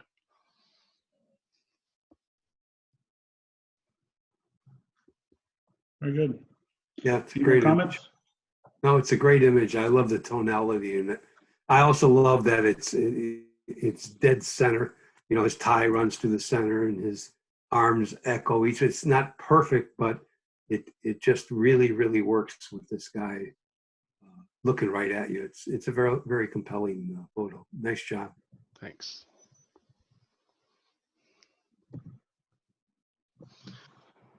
Okay, this is map colors, as I called them. I had somebody, when I posted this on Facebook from one of the groups, they're like, what are map pencils? I'm like, oh, I'm sorry. I'm really old. They're just colored pencils. So this was a macro shot, and I did this as part of my staying at home series that I've been working on and doing different things. So they're actually just all stuck in a jar. I had my 60mm macro lens on a tripod on top of the table, and just brought it down and in and snapped the photos. So a little post-processing to bring up the vibrance and texture. But I thought it was just neat seeing all the color throughout. I really liked your series on the pencils that you had posted, and this one and what was the other? The one that had the two pencils, like. Oh yeah, they were touching tips. Yeah. Yeah. That one was kind of cool too. Lighting is just amazing. It's great lighting. Yeah, it's just it's actually just my TT685 Flashpoint in my 25-inch softbox on the side that I'm shooting across to get some dynamic and light and shadows and that type of thing. So it's across and maybe up just a little bit. I think the behind the scenes photo I posted actually on Facebook to see. But it's interesting doing this cross lighting because it does add just a little bit of shadow, and being up above it puts that light over on the other side. And I do, and a lot of them have just a white piece of paper as my bounce from the other side to bounce just a touch of light back in, so it's not completely dark.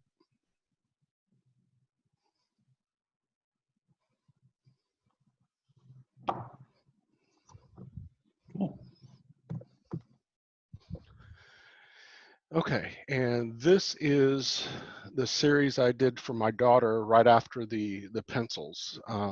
So part of one of the things I've learned, these are all cross-lit obviously as well, shot on gray paper, and then I've been working with Photoshop to add the textures and play with the colors and darken the edges and everything else. So my daughter's a hairstylist and she's stuck at home, and she of course had brought all of her stuff home. So I said, let's have some fun and use your tools of your trade and see if we can create something cool for you to have. So that's where this idea, so each of these is of course individual pictures that I shot and edited, and then I brought them all together in this one composite of the square. Yeah, Eric, I like what you've been doing, being stuck at home and making the most of it and pushing yourself in post-processing. I've really enjoyed seeing your projects during this time. Keep it up. They're awesome and they're fun. Thank you. Did you make a big print for her to have in her studio when she goes back?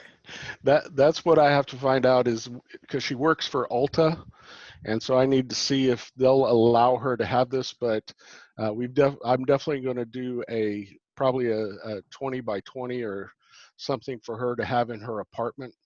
And she's already asked if we can do business cards with different sections of this. So it'll be fun.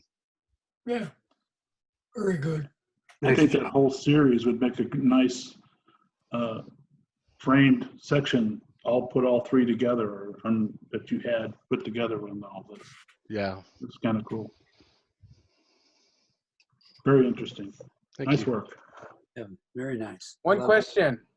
I think you shared it with me already, but what was the inspiration for this particular photo? Well, this really came from, because I had done the flowers first, and then I did the matte pencils and the crayons, and then I was just thinking, I said, I wonder if Sarah has all of her stuff at home, because I just think this would be cool, to do something outside of flowers and pencils if she had all of her equipment. So that's where it came from, was just, hey, do you have your stuff, and what kind of stuff do you have? And so I was excited that she had all of these different items for us to work with and play with. So I'm probably going to go off the deep end, and I'm looking for more ideas along this path, either single single photos or series of photos. I may do golf next, since I used to love playing golf, and I know I have golf clubs and all that kind of stuff hanging around. So who knows what you'll see next. What about camera gear? Camera gear too, yes. Very cool. Very cool. Great. You know, it's inspiration for different things, and coming up with, it's kind of hard to, when you get in these ruts, when you can't come up with anything new, these are kind of interesting things to look at and see. So cool ideas. Thank you. Yeah, the fun part is learning the Photoshop section. You know, I can take the pictures in an afternoon, but it'll take me 4 or 5 days to do all the editing and Photoshop work, just learning and playing with that and gaining that experience. So what are the backgrounds? The background, all of this was shot on gray paper. Just plain gray paper. Just plain gray paper. So the backgrounds are textures that I got from I think it's Flypaper Textures, and Photomorphos, I think, is the other texture company that I bought different textures from. And so it's layers of textures, and they have different colors of textures, and you know, like around the straight razor, that's the middle left, that's an edge that they offer. So I bring that edge in there, and then I'll put a layer on top of it, and that layer may have been green, but I turned it purple and orange, and then I, you know, will lay like the scissors down on the bottom right hand corner. That's got probably 3 layers on it. One of them is a fine crack. That's what makes the crackly look. So I play with the opacity on that and decide how much of that crack I want to bring forward and darken. So that's how each of these got created, just from layers and playing with colors and saturations. So you buy the texture and then you import that into Photoshop? Correct. Kind of like a preset? It's really so I'll have that particular texture, I'll bring it over into Photoshop, and then I'll drop it on top of this item. And then what I've done is I've selected the tool, you know, the scissors, for example. I've selected that as the object, and I go to that layer that I just dropped over it, and I'll then say overlay, because the overlay turns that texture to deal with the gray background, and that's what allows the light to be seen correctly and all that kind of stuff. And then the cutout allows the actual scissors to pop above the top of that texture. So I'm only playing with the colors in the background of the actual texture. One evening, maybe, once I'm a little more comfortable with it, I can do a zoom and run through one and show everybody kind of how I'm doing this. Yeah, that'd be interesting. Wow.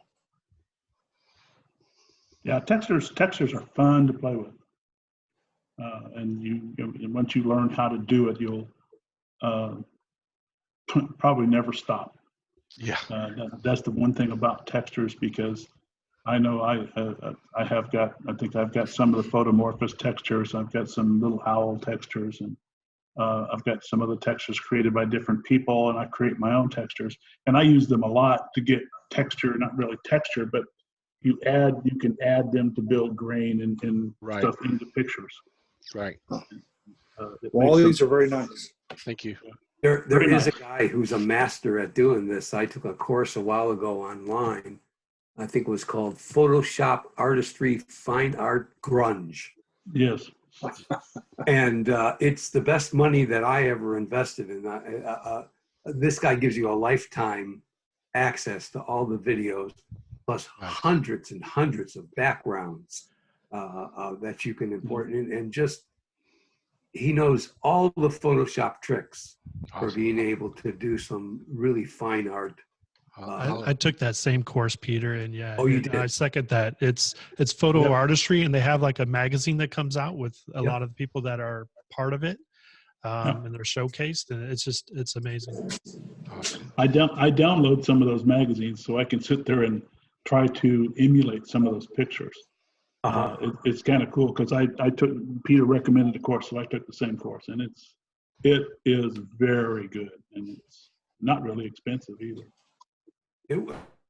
For what you get, it was not very expensive. I'll definitely look into that. LJ, you're up. Where's LJ still here? Yes, I am. Okay, you're up, dude. This was a image I took where at the town by that place you suggested to go take photos from. Actually, the other image I have is from the same place, but me and my dad were trying to figure out my camera settings because during the day, for some reason, all my pictures would become white from light, and we were trying to figure that out. This was the first image we were able to get correctly. So, then I've also really enjoyed the military and learning about military history. Yeah. So that's why we chose to stop here first. This is the Naval Museum in Fredericksburg, right? Yeah. Okay. The next I image thought I is- recognized that's the back end. That's the top of a submarine sitting there. So Yeah. The next image is actually behind that wall you see in the background. Well, if I could just make a quick comment about the other one, I think it's a perfect image to go to black and white with. You know, there's no information in the sky, but that really can add to the black and white. There's so much different texture that can be brought out and so much different tonality. I think it would be a really great conversion to black and white. I haven't worked with black and white yet. For the images I am going to enter onto this learning thing, I'm really going to edit them much other than cropping to get some more general ideas from y'all about the images I enter. Mm-hmm. So this was just cropped a little bit. I haven't actually touched it, and I have learned black and white already from school. Oh, you have? I'd like to see the black and white one. Send it to me. I have some. They're not my images though. They're just images school had me look up. Oh, okay. The fact that this one is in color is interesting in that the green going across that the wave, it's simulating a wave there. And it really sets that off nicely. I like that. It's a very interesting building architecturally too. I really liked it. It's a nice image, LJ. Thank you. Very nice. Cool. Nice. Way to go. And I was wondering about this one. I didn't know what this is. This is the symbol of the U.S. Army, which once again, it's a lot of the same reasons for the other one why I took that. Always like the military. But for this image, I was trying to take it because they had a bunch of different symbols for almost, actually, I think it's every branch except for the new space military. So I was trying to get all of them into one shot, but I couldn't. And since I've always favored the Army, I took a picture of the Army one. And I've just cropped out some of the side where the sky is so I can get a better image of the circle with that centered more. I appreciate the photo, and I think you chose the best emblem of them all. Just I'm kind of partial. I'm probably partial as well, considering my father is an Army veteran.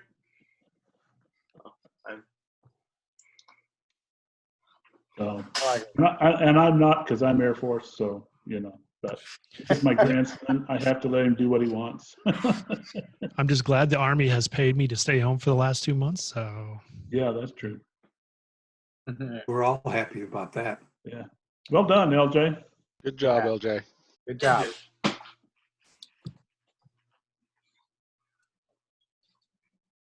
All right. I think that was. Is that all of them? All of the ones we had scheduled. These are extra.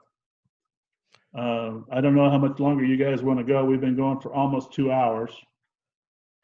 I can be quick. Do you want to go more? I don't know how many more we got to go. Probably 2, 4, 6. No, we only got 6 more to go.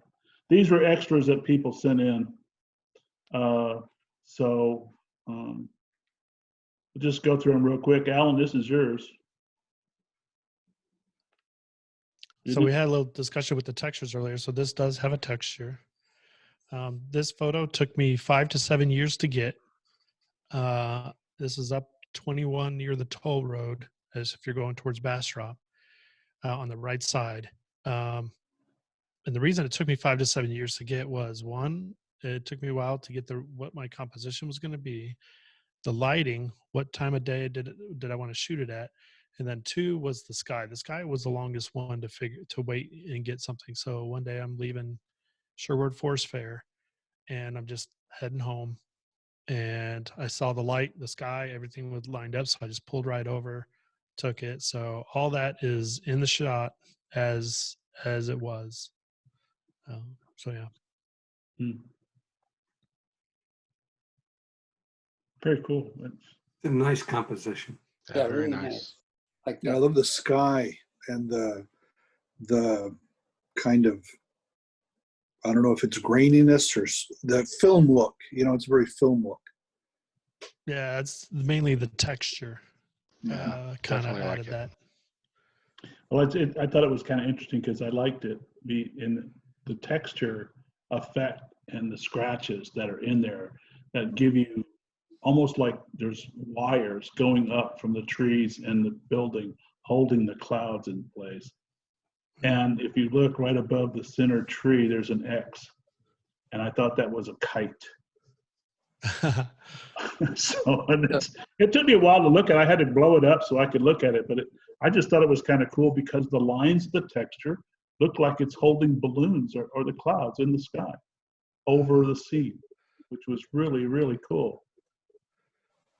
And the thing that drew me to it was the tree that's closest to the house is kind of like pulling away and a little dead because the house is abandoned and the shrubs are kind of up. And so I like how the nature was being affected by the man-made structure. Is there a name for this texture? I think it was just some picture of a concrete. I think or it may have been 2 textures I may use on it. It's been a while since it's been, I think, 5 years since I edited this one. When you start looking at textures and you start downloading textures, you will find that a lot of them are titled number 26, number Concrete 32. 01. So they're not given names. They're JPEG files and they're in all kinds of different sizes. They are really cool to play with and look at. It's a very nice. Hunt for and save textures that you find yourself? If I find them, I do. Yeah. Yeah, if I'm now that I'm starting to play with textures, I'm definitely going to be looking to see if I can find some to download, or like John was saying, go and take some of, create some of my own. So a lot of times it's just taking a picture of concrete or Yes. taking a picture of something and playing with that. And the more you start doing it, I think concrete is by far my favorite texture because you can find it in different colors and you can find it in different waves. You can find rusted concrete and you can find concrete with nails in it and scratched and all kinds of stuff. So if you just take pictures of it, then you can change the color, you can make adjustments, you put gradients on it. You can really work with it to do with it. And I have probably 10 or 12,000 textures on my computer that I look at once in a while, and I've got them sorted out by painterly textures, concrete textures. I even have pictures of grass that I use as textures. So it's you just get them, put them in folders, and assign them to different things, and just go look through what you want to use them for. And this is a perfect example. So it's kind of like when you get a new car. Like, say I just got a Toyota Camry. I'm starting to notice all the Toyota Camrys out on the road. Mm-hmm. So you start messing with textures or doing compositing and post-processing, you start noticing those things like, oh, that would be a good texture, or that would be a good element in another photo I want to make. So the more you actually do it, the more you see. Yeah, it's a rabbit hole. You definitely go down it.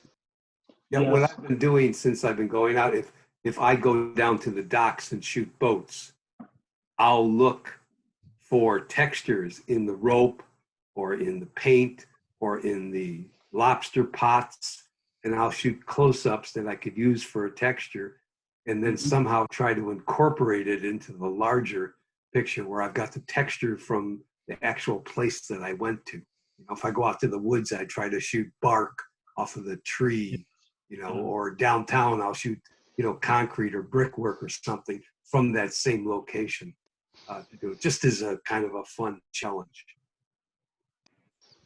Yeah, it's like that roof would be a great texture.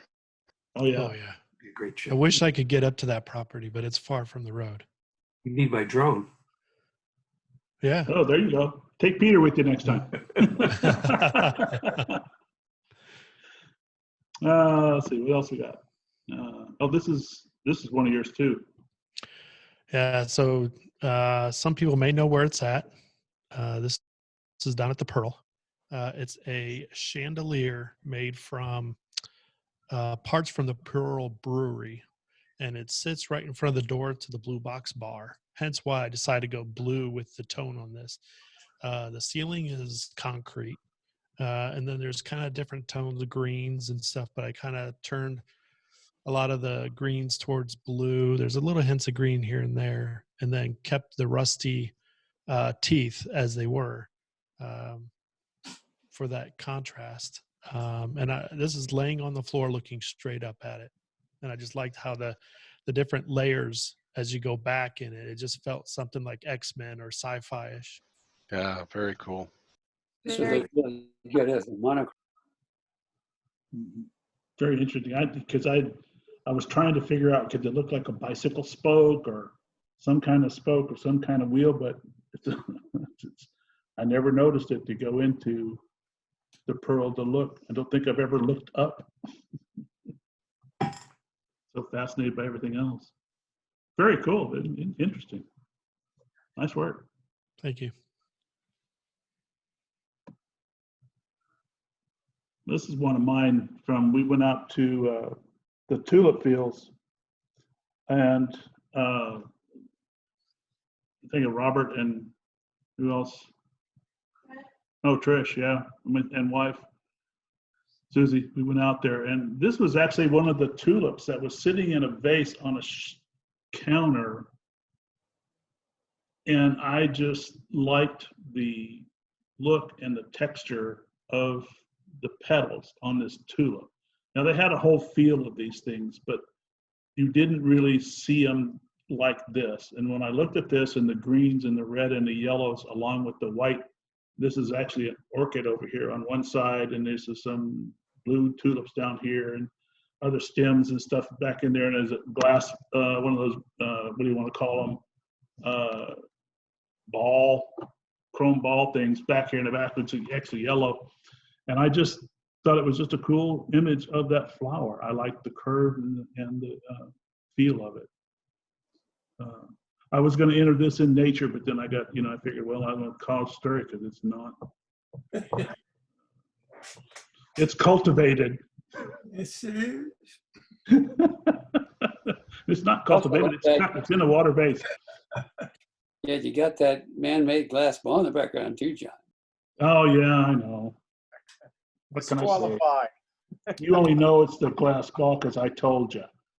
Okay. Anyway, okay, that's it. That's my tulip shot. This is one of mine, and I took this picture in God, I can't remember. We were in Colorado, and if it was either in Silverton or Ouray, but this blue wall, the building was blue, and the lines of the slats of the wall, and this bicycle. It's a girl's bike, and it's bright yellow, and it has pink rims, and the basket, the little girl, and I mean, it's a blue seat and all that, just the colors. The color just popped. So I just snapped a picture, and I started thinking and looking at the lines of the wall, going one direction, the curve of the bike, the circles, and then if you look at the ground, there was brick laid out in different directions and angles and lines down here, there's colors. And I just really, I don't know why, but I liked it. So I took a picture of it. Try that in monochrome, John, monochrome. Pardon? Try this one in monochrome. That monochrome, I don't think would. I think he's Monochrome? It's you got all the colors. That's what makes it so attractive. Especially with the seat and the handlebars. Yeah. The monochrome, you definitely lose the feel of those. I like that you got the white wall tires too. Oh yeah, and that's, I mean, there's the whole thing that just really struck me as I'm always attracted to color, and it's kind of strange because all the buildings up there were painted in different colors and stripes, and there was one building that was really orange, I think, that I took. It had orange angles and stuff, but I couldn't get a good picture of it because of all the people. So I got a top of it, but that's about it. But it's very interesting. I think this was in Silverton. I really love the colors in this one. They're so different, and yet they go together so well. Yeah. And then the pink rim. I thought the pink rims just made it pop. Yeah, definitely. Just have to Photoshop the faucet out. The only thing I did in this is I did some little bit of tone and color adjustments, brightness, contrast, and crop it, and that was it. Didn't try to take the tap out then. So I was just, I mean, this was one of those right out of camera pictures almost. Yeah. No, I just meant trying to take that faucet off. Yeah, and I thought about that, but I don't know how I could do that without messing something up, because it's kind of I might try it just to see. Who knows? Yeah. But the whole thing is a color. Yeah, no, it's just the color. Okay, back to my theme of my favorite places on my road trip to Alaska. This is where I fly over in a little Cessna airplane from Homer, Alaska, over to Lake Clark National Park, and we land right here where you see me standing. And if you look at the little dots out there of the low tide, you see the bears out there. And when we got out of the plane, I set up my tripod and got an establishing shot of me and, you know, where we are and what the beautiful environment looks like. And then we just all walked out together and got some amazing close-up shots of the bears. Very cool. Like I said, I'll be your assistant next time. Okay. Is that hip waders you're in? What was the question? Hip waders? Oh, yeah. The pilot provides you, the guests, with these things because you're walking out there in the mud and the sludge, and what the bears are doing, they're clamming. They're digging up the clams. And the mama is showing the cubs. So if I had a whole story to tell you, I'd be showing you some pictures of that happening. But today I'm just showing you self-portraits.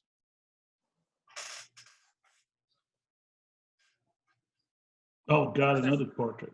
Another favorite place to stop if you ever do a road trip to Alaska. This is a really fun place to stop, and you cannot miss it. It's on the Alaska Highway, just right there. I mean, it just jumps out at you. I'm showing you a very small portion because these are my two little signs that I posted. I've made 6 road trips to Alaska.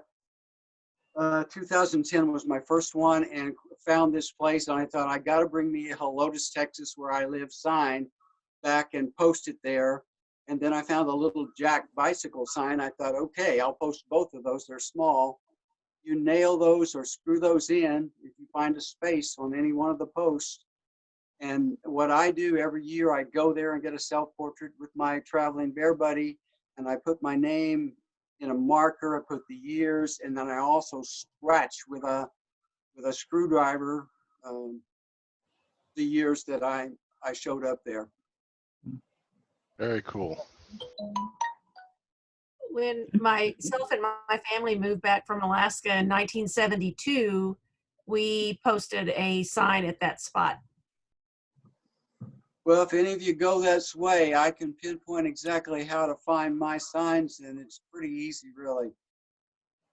But I'm not sure anybody's going to do that. I'm not even sure if I get to do this again.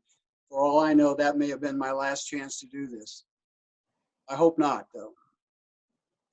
So I think I have one more good trip in me at least. All right. Thanks for looking. That's it? You have one trip left in you? Well, for sure. Sally's Are you been going trying to- somewhere? Well, Sally's trying to discourage me from going back to Alaska. She I has been. was going to say, I don't think Sally may not let him go anymore. Oh, well, I'm always missing her birthday every summer in July. I think that's one little bad issue for her. And I'm gone quite a long time. I'm thinking also go a little bit less. Like I think it's normally about 2.5 months I'm gone. I'm thinking maybe 2 months is good enough. And I know my favorite places to go, and I know other places I don't need to go anymore. And so I think I can do that. After that, maybe I'm just going to have to fly up there and lug as much equipment as I can on the plane. Wow. Steve, I think yours is the last picture, bud. We can all go home after that. Must be the one with all the blanket flowers. Yeah. Okay, yes. I actually was walking around in the flowers there trying to take some butterfly pictures because there are a few butterflies out there. So I had my 100 to 400 millimeter lens on my 5D Mark IV. Anyway, so it was getting later in the afternoon, so the sun's going down to the left. I mean, it's not down, but it was going in and out of the clouds. Anyway, so the sun was out, shining from the left, and I looked over, and I was kind of low. There was a little washed out area there that was just kind of down to the limestone bedrock. So I'm standing lower, at least my head is a little bit lower than the highest flower there. And behind there's some trees and some shade. And so it provided this really nice dark background. So I think I focused on that highest flower there, got that in focus, and then took that's probably at the 100 millimeter setting. And I don't think I've done anything to this in post. So that's the way it looked. What was your Go ahead. I didn't mean to interrupt somebody, whoever interrupted. I was asking what f-stop you were at. Let's see. I have that written down over here. Let's see. F5.6.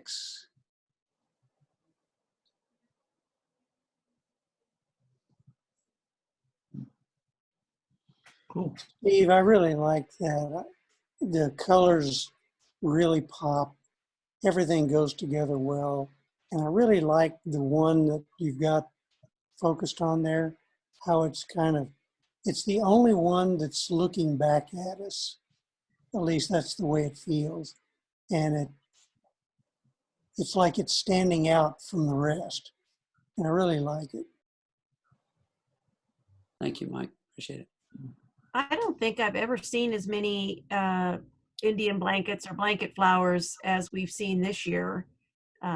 They're just coating the roadsides, and it's not typical.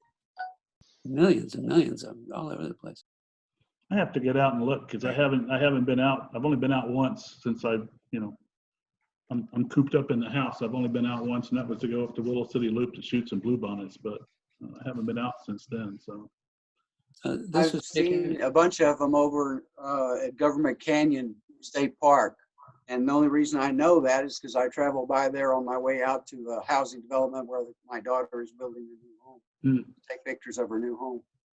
But there's a lot of them right in there. This was taken April 22nd.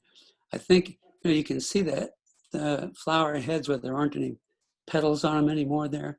I think there are more and more of those, and I don't like those as much as I like, but I think there's still a lot of flowers out there. Steve, you said you were looking for butterflies. I've got red yucca, and every year I've always had hummingbirds. This year I haven't seen any. Have any of you seen any of the hummingbirds? I've seen a few in my garden. We have some flowers that the hummingbirds like, just 2 or 3. Yeah, we've had quite a few here at our house. We're north of 1604 off of 281. Here in where I live, halfway between Cuero and Yoakum, in our backyard, we have probably 20 or more every morning around 7:30, and then in the evening about 6:30 to 7:30. I have 7 feeders out, and they're just buzzing around like crazy. You should build a bird blind out there.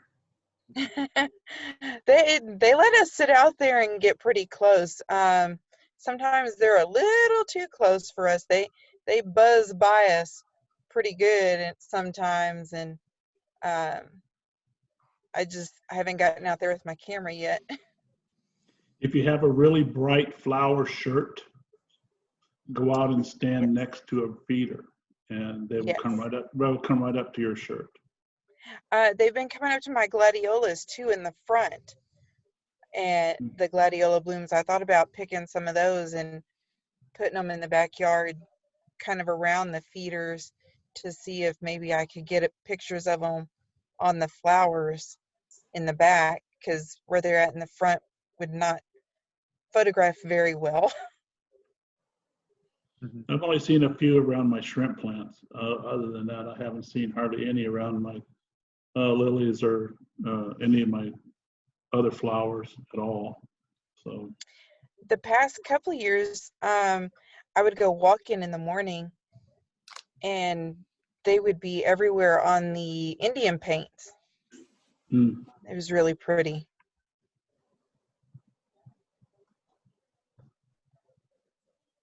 Ernie, we have one coming to our feeder in Helotes here in our green belt on our back porch, but I've only seen that one. Normally we have a lot more. Yeah, it's what I was looking like. They're kind of slow this year.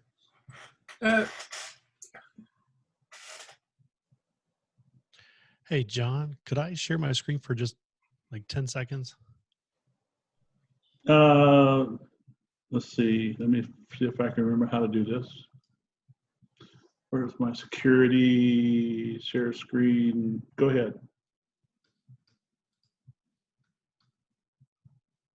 You have to stop, I guess, sharing before I can. You can't share it? Not until you stop sharing your screen.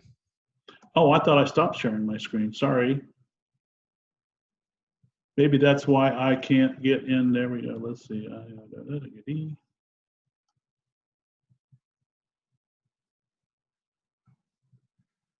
Should just be able to go down to the demo. Yeah, well, it moved.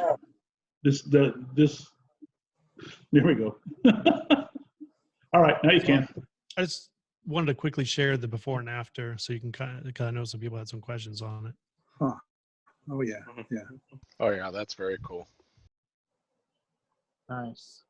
Especially the Very detail cool. that you had to go in Dodge Burn and go through some of the curves to get the details to pop more, since it was kind of more muted in the original. Yeah, I see what you mean by the texture on the pumpkin.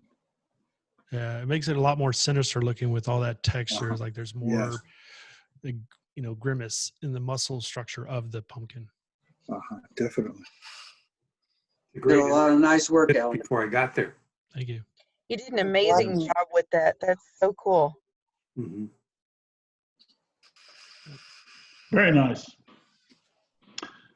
Supreme Leader, since you weren't here at the beginning, you want to mention anything or say anything before I chew you out? Not at all, man. Just thank you everybody for showing up and having a great time here. And I really enjoy seeing your work and hearing from the photographers. I think I like this kind of format. Photographers talking about their images and taking on questions. So I really dig it, man. And I really enjoyed this one. Yes. We had a lot of submissions, and I appreciate everybody sending all their images. I was trying to figure out how we were going to get them done in 2 hours. What we did 2.5 hours. So I guess it's because I talked too long at the very beginning. But I had John, I had a question for you. Yeah. How did you request the images to be sent to you? Because I don't remember anything about that. To go through go through the website and put them on the image submission form. How did I request them? Was there something that was sent out? We sent out requesting that email. people do it? Yeah, we sent out email. Okay, I'm sorry. I must have just missed it then. So yeah, I've sent out a couple of emails, and apparently I don't know why Robert's not getting my emails, but because I know he's on my email list. So I don't think he reads his emails myself, but. Is that a live shot, Jack? I'm gonna learn how to read first. Yeah, I took this shot. I think this is the one I took last night. I also got up this morning early and took some more on the other side of my house. It was nice. It was fun. Actually, I had clear sky around here for a change. Yeah, it looks like the same moon that was over my house last night. So. I think it was. I think it was. Yeah, I took the same moon last night. Yeah. Yeah, I was able to get a decent one myself. So, but I don't see any flowers, though. That was the problem. I just didn't quite figure that out. So there were no flowers on the moon. So, okay, guys. That's it. Are we going to have competition? Anybody else? Before we go, are we going to have competition in 2 weeks? Yeah. Yes. Yes, as far as I know, we are. I mean, I don't know. I'm assuming we're going to be still using this format. Mm-hmm. But yeah, we're gonna. I'll have to put the page back to Ken's name so I can get it out of my name. What about judges, John? Pardon? What about judges? Well, we're going to try to probably do the same way. We'll judge the night before, and then we'll talk about the next day. Somebody else is going to have to pick judges. I don't know. Well, I've got our list. I've got our list of judges and who has judged so far, and we can try to see if we can line up 3 other judges. I'll work on that, John. Okay, let me know. I'll just run slideshow. So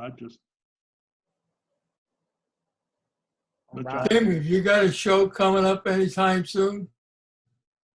Do I? You have a show coming up anytime soon? No, so many of them have canceled. My next one up is in Rockport in 4th of July weekend, and it's on for now, but we don't know for sure that it's going to happen. That's the way for anything. I've got stuff scheduled for July and through the fall, but it's all just kind of up in the air right now. Just hanging. Yeah. Yeah, they just canceled the Blanco Lavender Fest, which is in the beginning of June. I'm guessing they're going to wind up canceling the one in July. Maybe October it'll start up again, September, October. And now they're saying that this craft's going to come back this fall. Mm-hmm. So, things that might start back up in this summer will probably shut back down this fall. We don't know that yet, unless they come up with a vaccine anytime soon. But they're saying now for that, it's going to take at least a year. So you never know. Yeah. One thing to keep an eye out for, it was supposed to happen this summer, was Texas Photo Festival, since they canceled it last fall. But I have a feeling it's going to get pushed again. So maybe, hopefully this fall. Is that the one in August? Yeah, it was usually October. Yeah. Like the second weekend of October. But because I guess they wanted to merge it with something else, they canceled last year's, and then it was supposed to coincide with another festival this summer, which I have a feeling both of those are going to get canceled and pushed. But so there may be a better date for Texas Photo Festival, because we're like the summer, if somebody's wearing makeup and model out there, it's just going to be sweating it off. So hopefully they'll have it maybe in October. Yeah, because that's what we were talking about the other night, was in August, I think. But August is it used to be the same weekend or the same day or weekend as the San Antonio photo contest. Yeah. Which was like October 12th last year. October the 12th, yeah. Excuse me real quick, guys. I just wanted to say it was great seeing you. I have to leave right now. So you guys take care and God bless, and everybody stay safe. Yeah. All right. Thanks, Talk Robert. to you later, dude. Take care. Take All care, right. Robert. Adios. I'll chew you out later.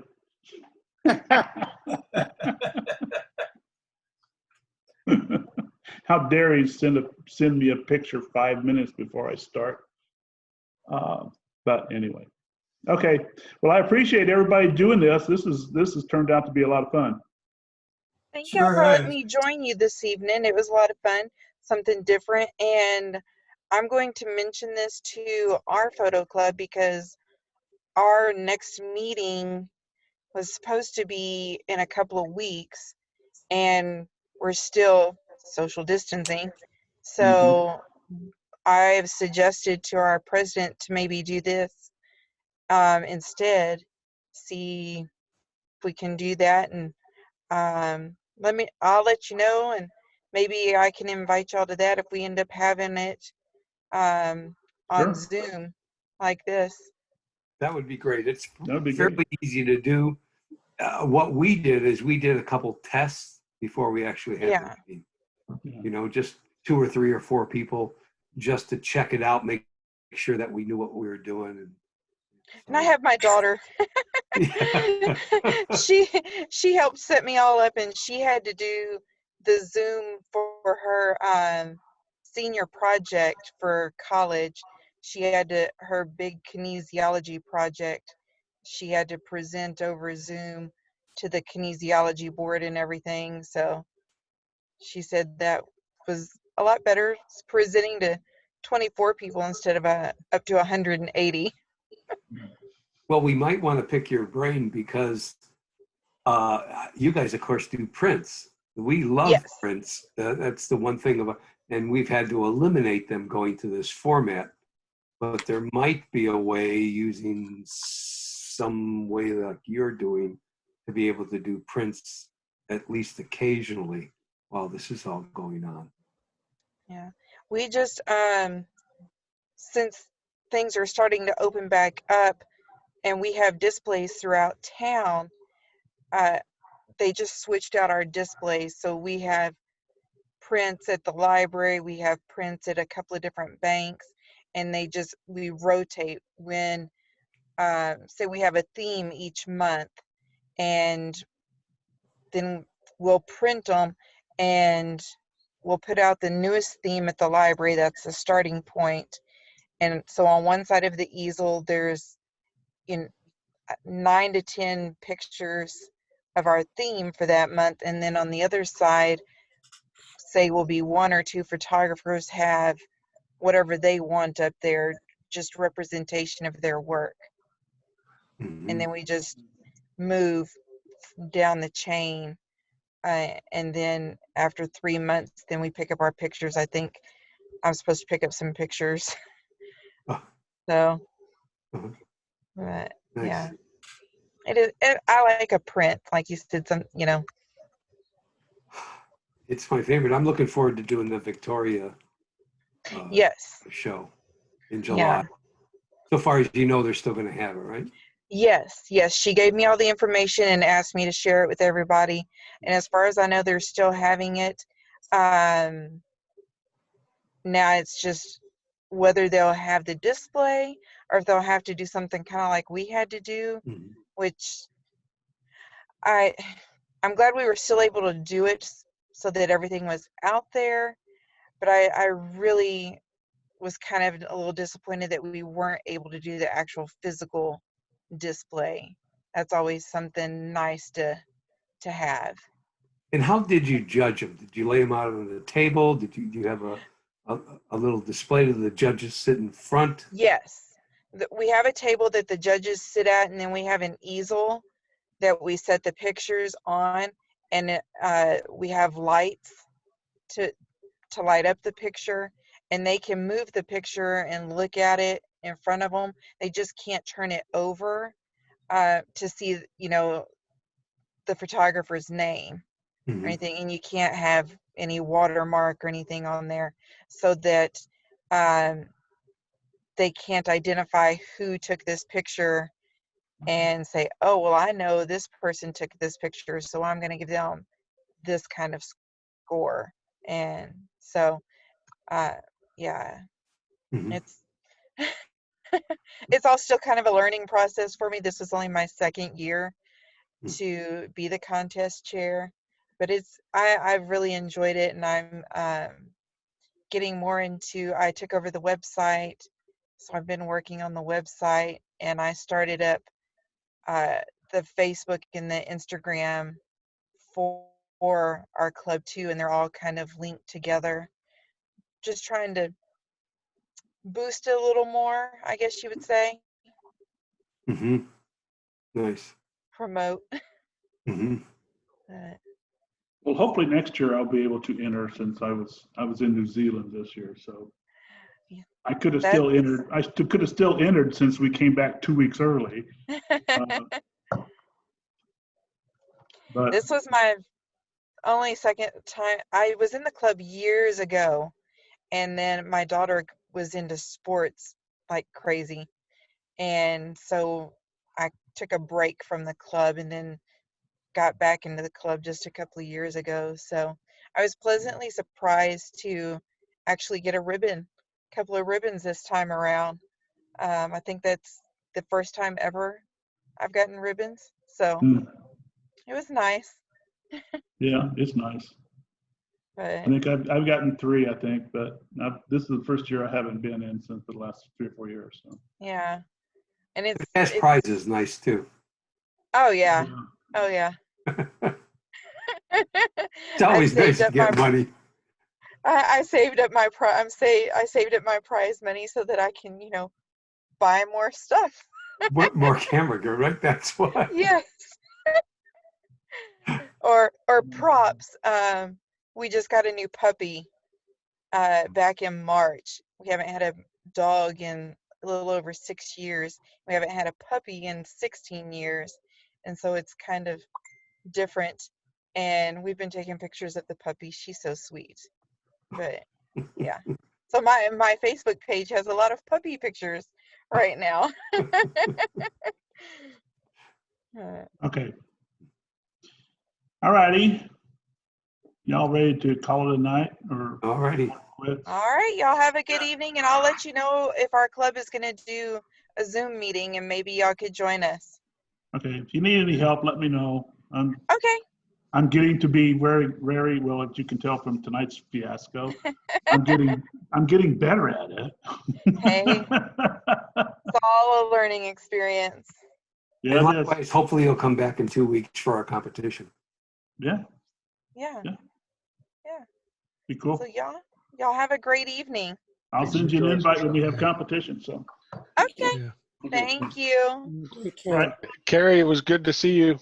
Thank you for allowing me to join this evening. Oh, You're fun welcome seeing to join you. anytime you want. I mean, you're on the invitation list. Yeah, and bring your little four-legged friend too, who disappeared in the background. And he's awfully feisty.